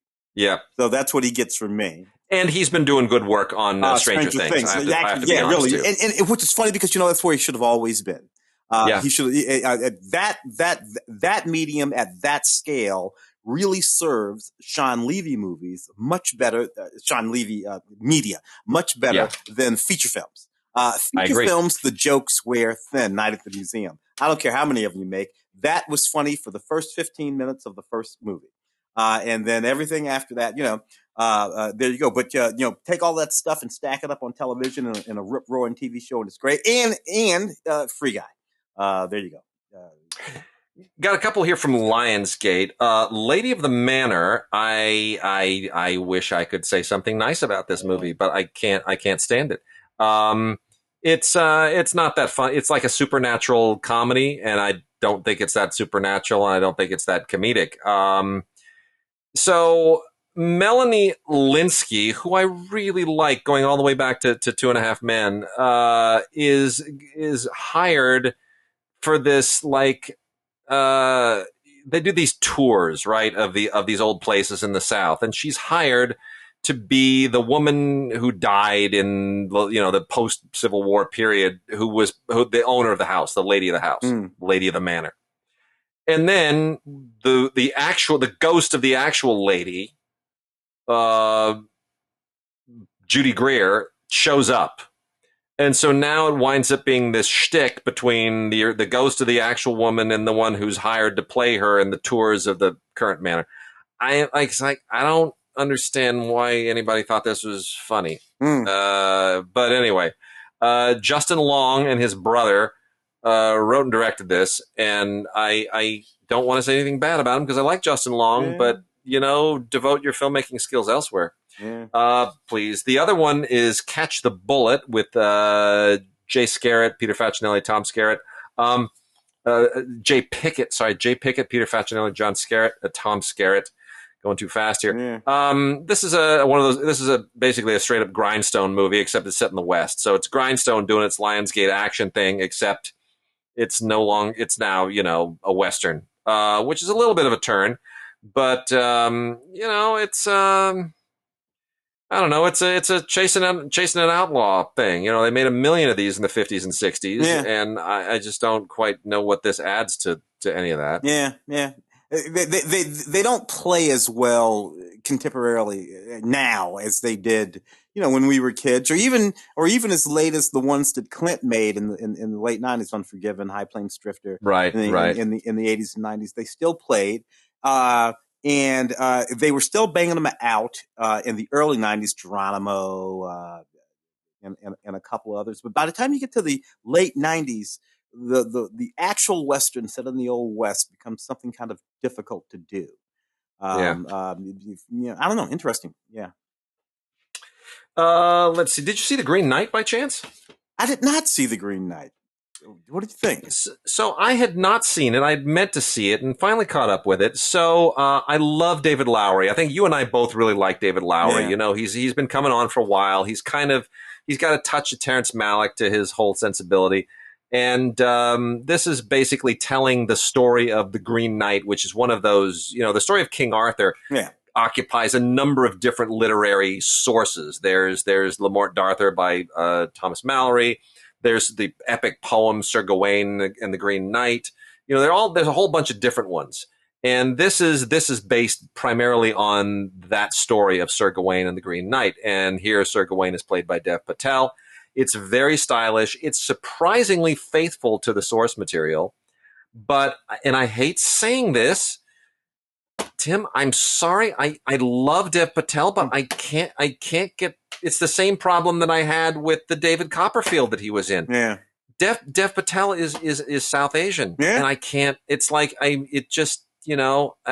it's, unless you're going to rewrite it and reconceptualize it in some way that doesn't draw attention to that fact. You have to take it instead of in a mystical world. It's distracting. I will allow for anything to happen in a sort of mystical, magical world. I know it's the Green Knight and all this kind of stuff. I'll allow for anything there. But if it's meant to be in the world as it was, relatively speaking, then you have to explain to me why that guy is South Asian. You throw in one, I don't know, whatever. But that's just the way I am. It's just the way I am. I mean, it takes me out of it. Yeah. It's distracting. And I remember you kind of helped crystallize that for me after I saw the remake of The Magnificent Seven. Oh yeah. And I came out and you were asking me, and the first thing you said, and I was like, there's the problem, I was trying to pinpoint my problem with it. And you said, was it forced diversity? Yeah. And I said, yeah, that's it. It felt like forced diversity. Yeah. You're going to have to, you got to explain these things, or in some way, you can't, it's as bad as Will Smith. One of the first times I bitched about it, and it was Will Smith playing James West. In the Wild Wild West, set when it was set, and I'm like, what? A secret? The brother's a Secret Service agent in 1895? Really? Yeah. Really?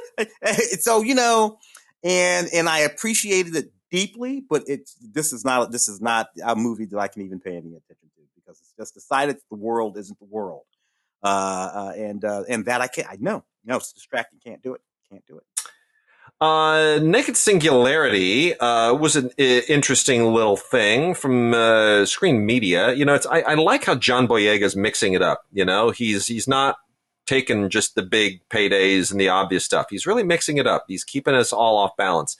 And in this one, he plays a New York public defender who is kind of not certain that he is where he needs to be, and he winds up, he and Olivia Cook become part of something that I can't really explain, but it winds up basically taking a left turn into a really, really unusual place. And that's as much as I think I should probably say about the story here.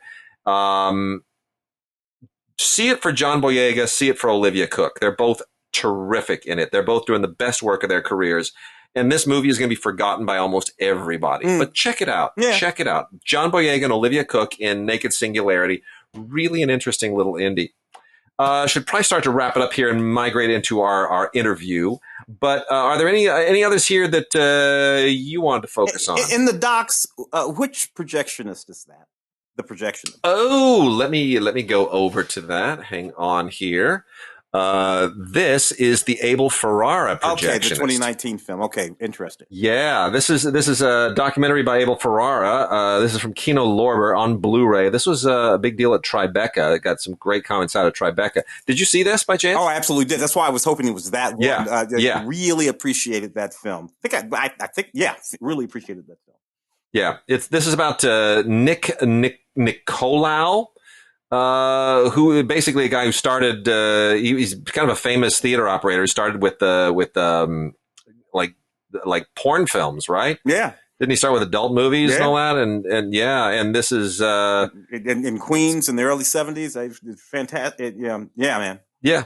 Yeah, this is his whole basically a story of an independent theater operator over the course of several decades. Quite a story. I know a little bit about the guy, but yeah, Abel Ferrara doing some interesting work at this point in his career for sure. He was exhibiting films that would have never been exhibited, not just porn, but experimental films and short films and films from students coming out of NYU, the film school over there anyway. And a lot of the movies that he played in the middle of the night, that were, kind of, yeah, I guess you call sleazy. Sleazy is the word that they use, but they weren't sleazy. What they were is reflective of the reality of, particularly the reality of New York City during that period. I mean, this is well before the gentrification of New York, the first gentrification of New York under Giuliani. And David Dinkins and all of that. And when, I used to hang around New York back then. And it was just, that whole vibe. And it was really just kind of an amazing scene. Anyway. I want to make mention of two really quickly before we segue over to the interview. One is Bruce Willis in Survive the Game, along with Chad Michael Murray on Blu-ray and digital copy set. This is another grindstone movie for Lionsgate.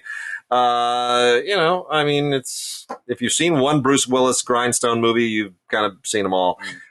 He plays a cop, and there's a drug bust gone wrong, and they gotta make it right, and blah blah blah blah blah.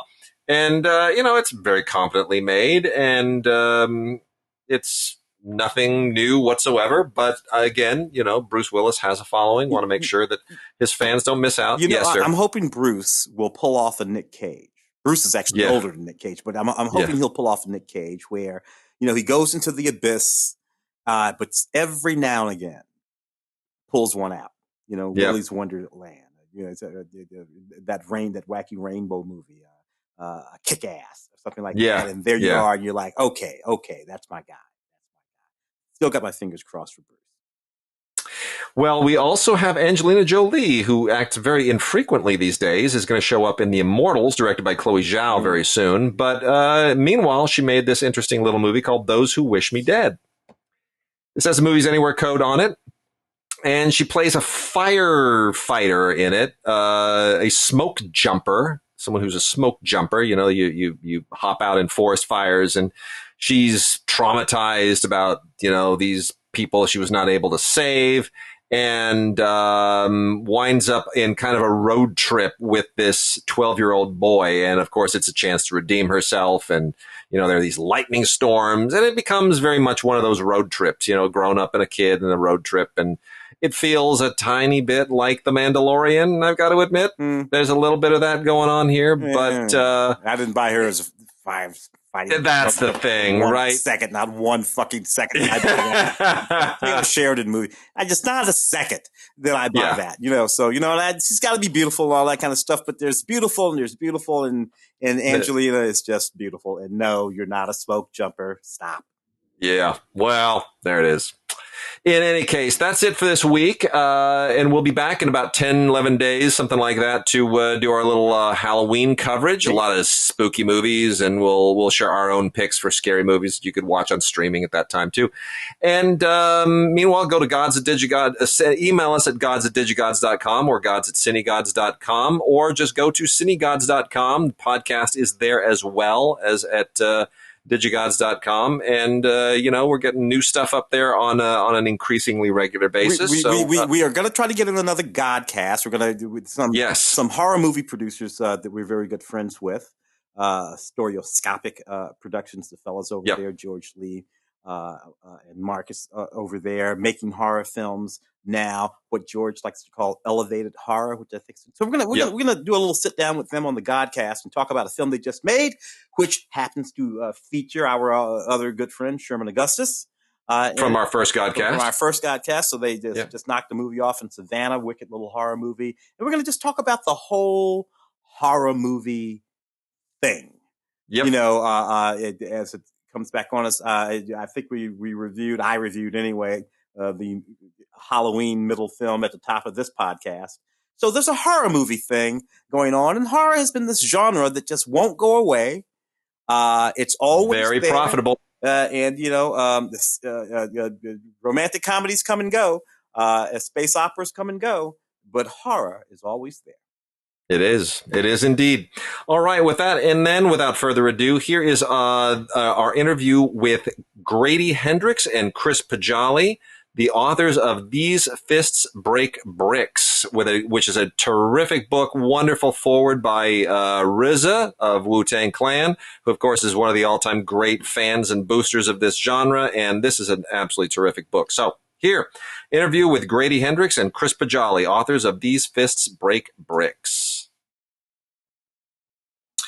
And I am thrilled to be interviewing Grady Hendrix and Chris Poggiali, who have written a phenomenal and spectacular new book, These Fists Break Bricks: How Kung Fu Movies Swept America and Changed the World. And this is, of course, as anyone who listens to the podcast knows, is a subject near and dear to my heart. I wrote a Jackie Chan book many years ago, and I have contributed to Stephen Hammond's two excellent books on the history of Hong Kong cinema. So I love this stuff. I live for this stuff. Let me ask you guys first. I mean, what I find fascinating here is that you stop basically at the 80s. You only sort of look at a certain period here, and you're using that as the lens through which to look at the broader society and how the films have impacted the society, which no previous book, including anything that I've ever contributed to, has really done. And it's incredible to me because you went deep. You went back into even the pre-Shaw Brothers period. Could you talk just about where did this idea sort of hatch, and how did you go about your research? Well, I had done a book called Paperbacks from Hell, which is a history of the paperback horror boom of the 70s and 80s. And Chris had seen that and really liked the approach, the sort of narrative approach. And he has a huge collection of posters and ad materials and all that stuff. And so he talked to me about, would I be interested in working with him on a book that, looked at this sort of kung fu movies coming from America and tried to find this story in there. And that's what we spent the most time sort of talking before we decided to do this. Is there a story here, a beginning, middle, and end? And we found one. But then in terms of the research, I didn't know what we were biting off, because I was like, well, before we start around the early 70s, we got to know what was before that. And we started there, and Chris is a beast in terms of research. And so the stuff he kept coming up with just kept taking us down these rabbit holes that some of them never led to anything, but a lot of them just led us to really wild places. I don't know, Chris, if you want to talk a little about the research. Well, I had, in addition to the movie posters and the ad sheets and newspaper ads, I had a lot of martial arts magazines, martial arts movie magazines, like a complete run of Fighting Stars, a complete run of martial arts movies, a lot of Black Belt and Inside Karate, in which they interviewed martial artists who made movies, or people like Sterling Silliphant and Robert Klaus, who wrote or directed some of them. So I had a lot of the research already, and I also had gathered a lot of research, like reviews from Box Office and Hollywood Reporter and Variety, and articles about the distribution and the importation and the box office and the grosses and the rentals for these films. And so I had a lot of it already, but we started doing research into martial arts themselves, and when they came to the U.S., how they came to the U.S., who the major players were. And that's how we turned up like Jack Sergel, who, we knew about because of Blood on the Sun, but we didn't know his story. So Grady got in touch with some people who knew Sergel or were, relatives of people who had been to Manzanar. And so, yeah, a lot of that research about the history of the martial arts came during the writing of the book or shortly before. But I brought a lot of the movie research. with me, along with the posters. Yeah. Well, it's the posters and the artwork, I think, that just magnetized me. I mean, I was amazed. Some of those ads for, jujitsu instructions and all that stuff. Those are wonderful archival finds, and it just kind of brings everything alive. Was there anything, tell me, what surprised you most in the process? Writing you always find the things that you're looking for, but then you find things that you're not looking for. What were the big surprises for you in this process? No, Chris, you want to take that one first?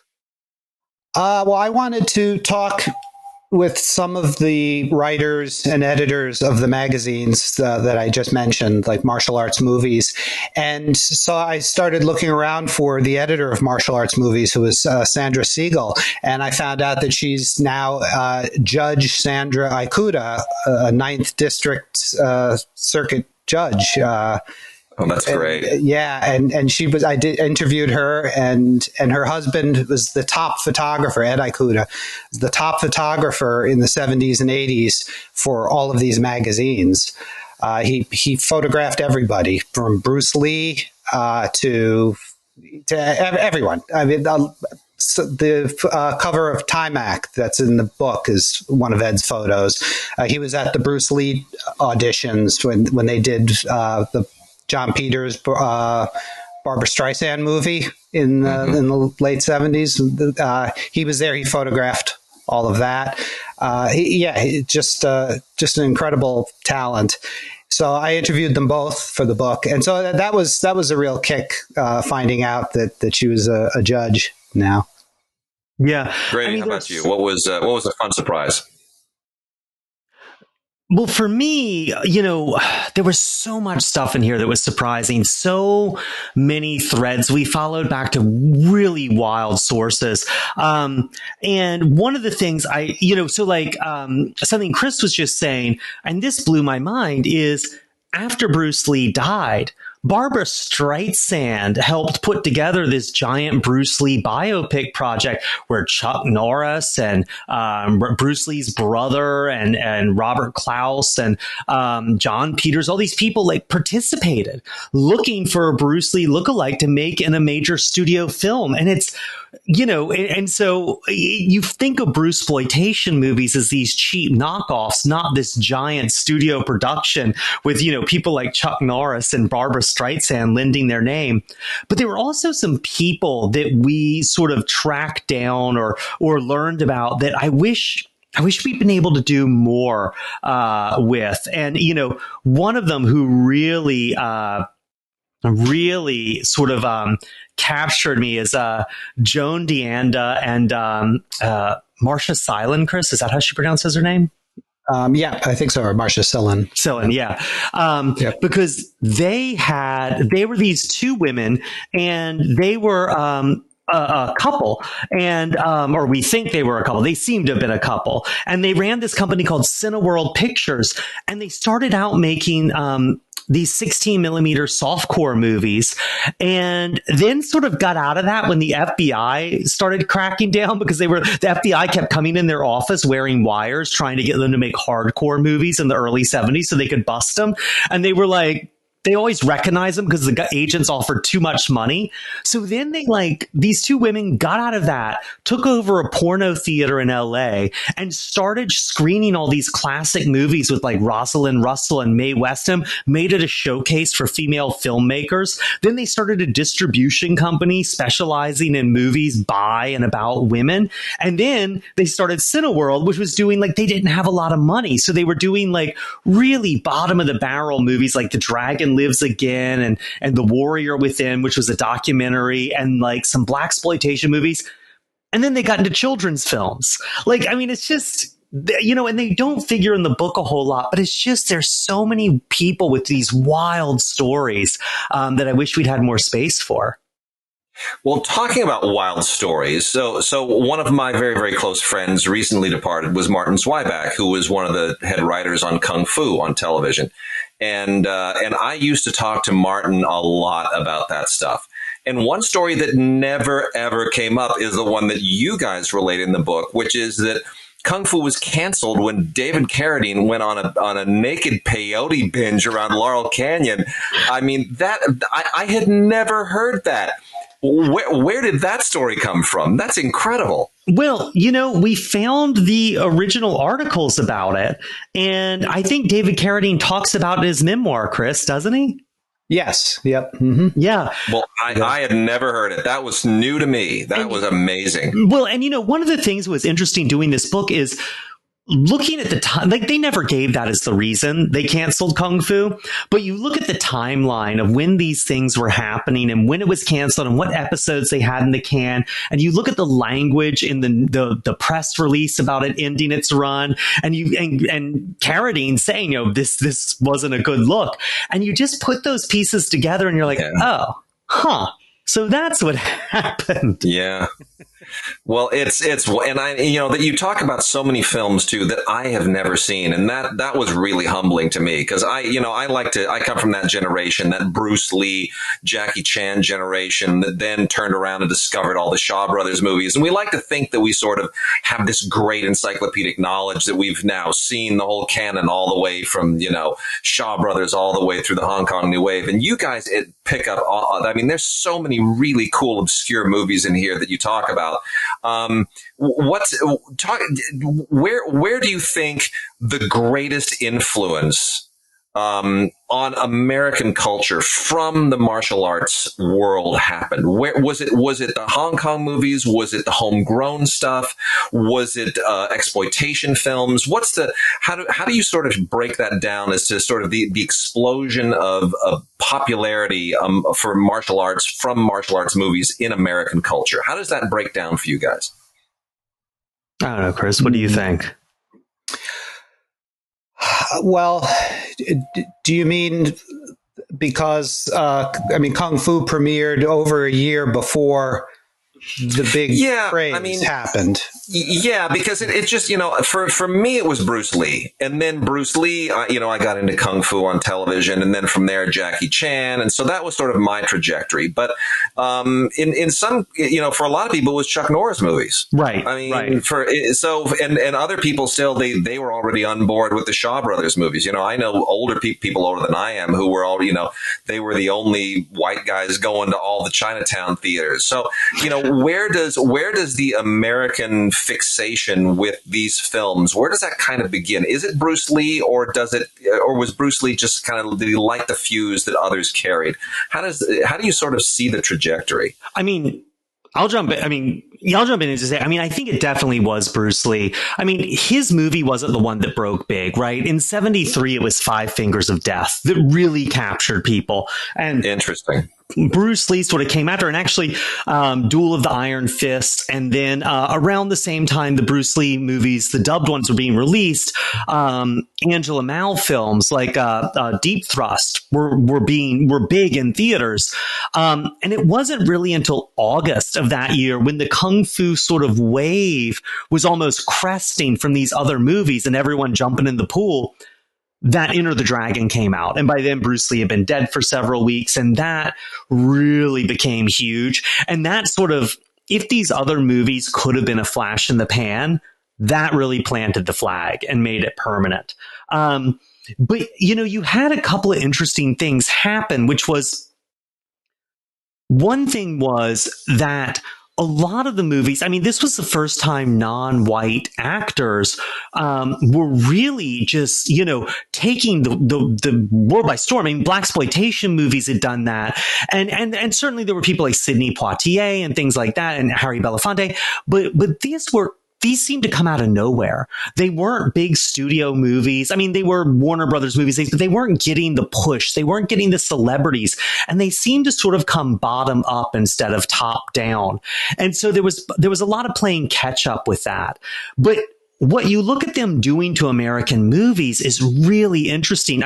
One of the things is Bruce Lee did something that overshadowed what all these other movies did, all the Shaw Brothers movies and everything, which really emphasized skill and two really skilled opponents trading a lot of blows and doing really these really almost ballets. And Bruce Lee was about, I punch you once and you go down. It was about power. and it was about speed. And that you really see in a way, Chuck Norris is the next version of that, which is he hits you once and you go down. You know, Chuck Norris wasn't about long choreographed acrobatic exchanges. He was about hitting people hard and they fell over. And the other thing I think that made its way into American movies, which had already been there, but I think martial arts movies really put it front and center, is this idea of the underdog, that all these people in these movies they're nobodies. They're poor. They're blue collar, and they're fighting against these larger, more corrupt forces. And you see that really, really getting picked up a lot in American action movies. And then the third thing is training. And that's something not so much from the Bruce Lee movies, but more from the Shaw Brothers movies that would play in the 70s and especially the early 80s in Times Square. These intricate like training sequences. And you see the way the 80s kind of fetishize training sequences. I mean, certainly Rocky has a lot of training sequences in it, but by the time you get to Rocky 4, where like, you know, 2/3 of the movie is the training sequence, you know, you feel like maybe that's coming a little bit from martial arts movies. Mm-hmm. And Chris, how much of the artwork is from your private collection? I mean, it sounds like you've got a pretty good archive to begin with. A lot of it. There were some pieces that I knew I didn't have, and so we got them from the distributor, Seraphim Caralexis, who had released the movies. He had, commissioned Neil Adams to do all of his posters, and so he had the copyright on some of them, or on all of them. And so the few that I didn't have that we wanted for the book, we just asked Seraphim and made a deal with him. So he sent us the 2 or 3. I think there were maybe 4 of them. Like Ninja Warriors was one of them, and Death of Bruce Lee was another one. But yeah, wow. Most of the others, I had them, and I mean there were a lot that we thought afterwards, wow, we should have had this photographed, because this would be the perfect place for that poster, and it's too late. We didn't get it photographed, so that happened a few times. So in a couple of cases, we just had to look around for a good quality scan, but yeah, I mean in some cases we just took scans from the internet of posters that I had, we just didn't get them photographed. Well, that's great. Yeah. And can I just jump in for a second? Chris just mentioned Seraphim Caralexis, and that was one of the really fun things about doing this book is it opens up into this whole world of these independent distributors like Seraphim Caralexis, Larry Joachim, Terry Levine. And these folks were really... they were scrappy and down and dirty in a way that's been lost these days. The way they would sell movies, the way they would go on gut instinct. After he saw 5 Fingers of Death, Seraphim just looked at the credits, saw it came from Hong Kong, and said, I want one of these movies. Flew to Hong Kong, opened up the phone book and looked for a movie studio, said, I want to buy your movie, and then went and watched trailers in their screening room for hours until he saw this movie, The Duel, that he then brought back in his suitcase as Duel of the Iron Fist to have the second martial arts movie in America on the big screen. I mean, just the way these guys really they come from a world that's lost, where they all had offices within a few blocks of each other, where they're all looking at each other's grosses, where they're all hustling. And they are some of the most amazing characters in motion picture history. The fact that Larry let his son Marco, who was 11 years old at the time, basically give him the idea to do the Green Hornet movie made out of old Bruce Lee footage from the Green Hornet TV show, and then basically let Marco edit this movie together. An 11-year-old boy that went on to become this huge international hit. And the fact that when Larry was like shooting a movie like The Black Samurai with Jim Kelly and would run out of ideas and script pages, he'd call his like adolescent son on the phone and say, what should happen next? And Mark would be like, a jetpack. And Larry would be like, okay, everyone, we got to do a jetpack. I mean, this is not the kind of filmmaking that happens anymore, but it's so great. It's so energizing. This spirit of like, all right, can we make that happen? Can we make it happen by 5 o'clock today? Can we make it happen for $32? We can. Let's do it.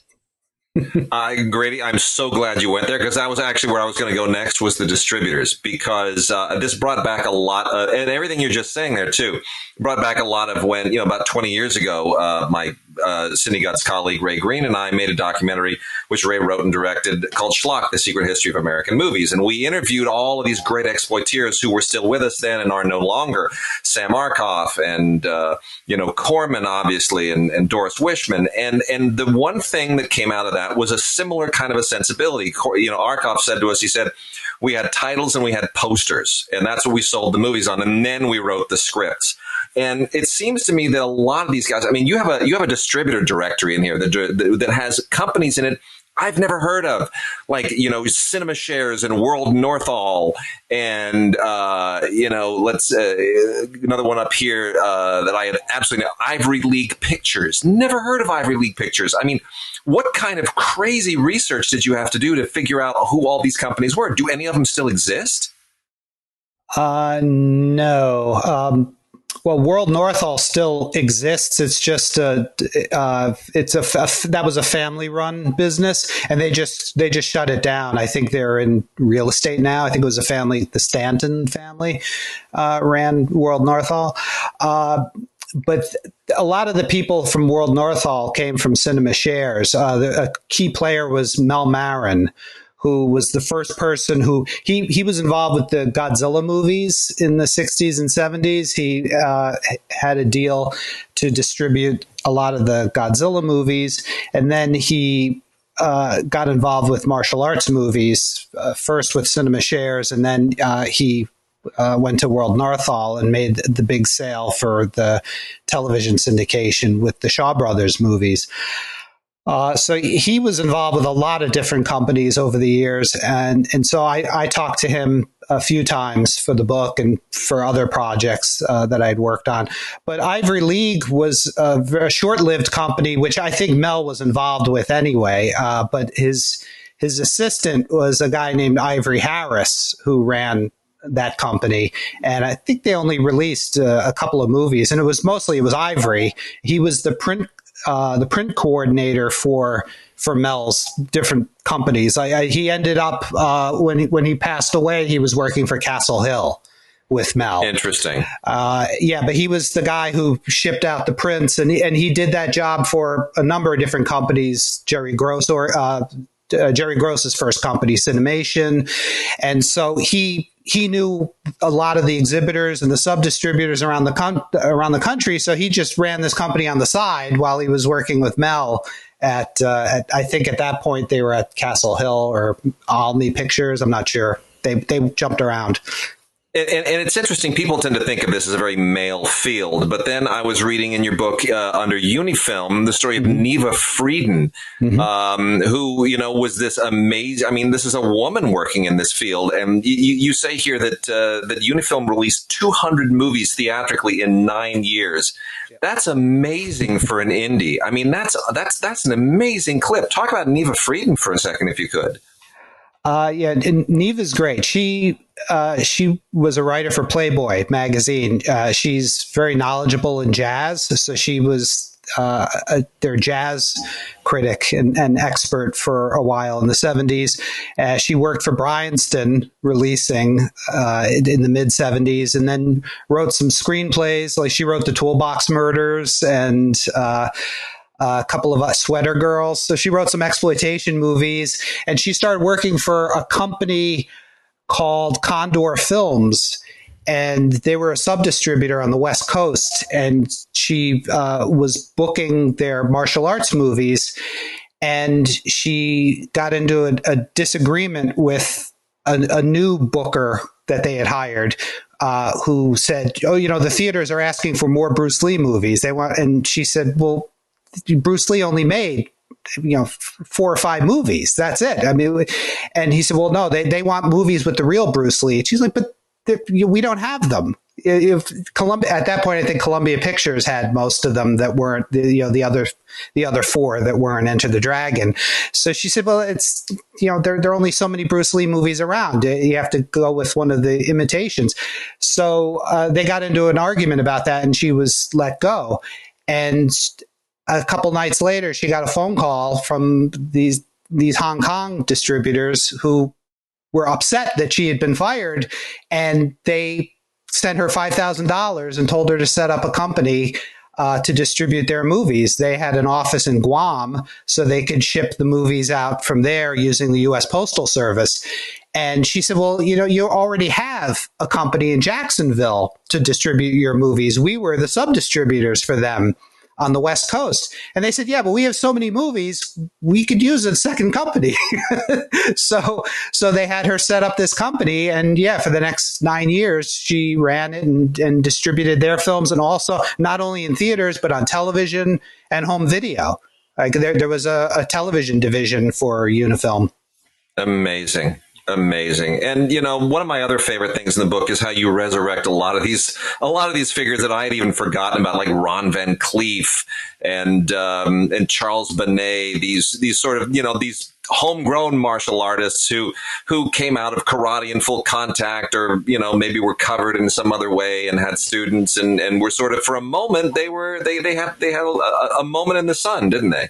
Yes. Mm-hmm. Yeah. I mean, you look at these guys like, it's funny. Ron was really important in the 70s, not later, but there was a moment when Ron Van Cleef was a really, really big deal. And one of the most famous black martial artists in movies. Charles Bonnet really looked like he was gonna go places. When it's funny, you even look at Jim Kelly towards the end of the 70s, where everyone thought Jim Kelly was gonna be the next Bruce Lee, and it didn't happen.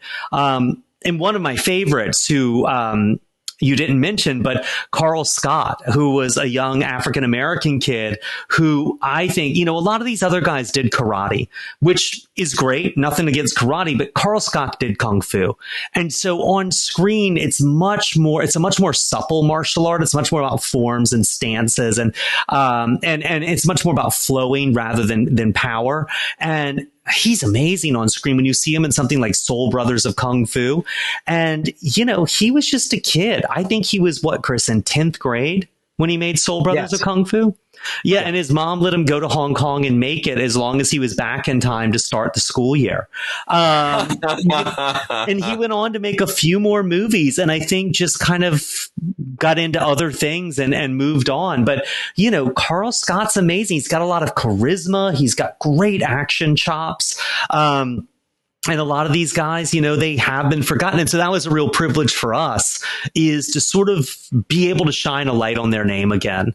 And one other thing that was kind of nice to do is there are a lot of people in the martial arts community, especially the black martial arts community, like Steve Muhammad or Victor Moore, who... Their stories are known in the martial arts community, but they're not really known in the film community. And these are some of the guys who really made martial arts big in America. And so it was really nice to be able to incorporate their stories, even though they're only tangentially related to film, into this bigger picture. So let's start to wrap up with this question, which is especially relevant for our audience. A lot of these movies, most of these movies, do not live on DVD or on Blu-ray right now. They're not on streaming. They're hard to find. And a lot of this stuff is starting to kind of break. We're getting Jackie Chan movies and blaxploitation movies showing up on the Criterion channel, and companies like Arrow and Kino are starting to include some of them in their Blu-ray releases. What are the do you know anything about whether these movies are going to finally see the light of day and people might have access to them? Some of them are coming out, like the Shaw Brothers ones, Arrow and 88 Films are doing box sets in the next 6 months or so, next year, of those. Also, there's a box set of Joseph Kuo films that are coming out, and a guy by the name of Michael Worth has been restoring some of the movies, like he did Dynamo and Leg Fighters, and there were some other ones. I'm blanking out on the name of his company, but if you Google Michael Worth and Blu-ray. You'll come up with some of the films that he's been restoring, and he's also been working on a Bruceploitation documentary for a while. So I think he has a couple of major projects that'll be seeing the light of day in the next year. And also, so we're going to start to get them good. I was also going to say, and do not sleep on New York Ninja. John Liu, who was the super kicker, he never finished this movie for reasons that are unclear. And who is it? Is it Vinegar Syndrome or Severin? Vinegar Syndrome. Vinegar Syndrome. Yep. Just found it, completed it, put it all together, and it looks fabulous. And if you want a slice of 80s New York with martial arts in it, New York Ninja is where you want to go. Oh, that's great. Well, we love Vinegar Syndrome. They do great work as well. Well, listen, guys, thank you so much. This has been a wonderful conversation. We have been talking to Grady Hendrix and Chris Poggiali, who are the incredible authors of These Fists Break Bricks, How Kung Fu Movies Swept America and Changed the World, which has a terrific foreword by the RZA as well from Wu-Tang Clan, who, of course, is one of the champions of this genre and these movies, and I'm so thrilled that you got him involved as well. Guys, thank you so much, and all the best going forward. Thank you. Thanks, man. Take care.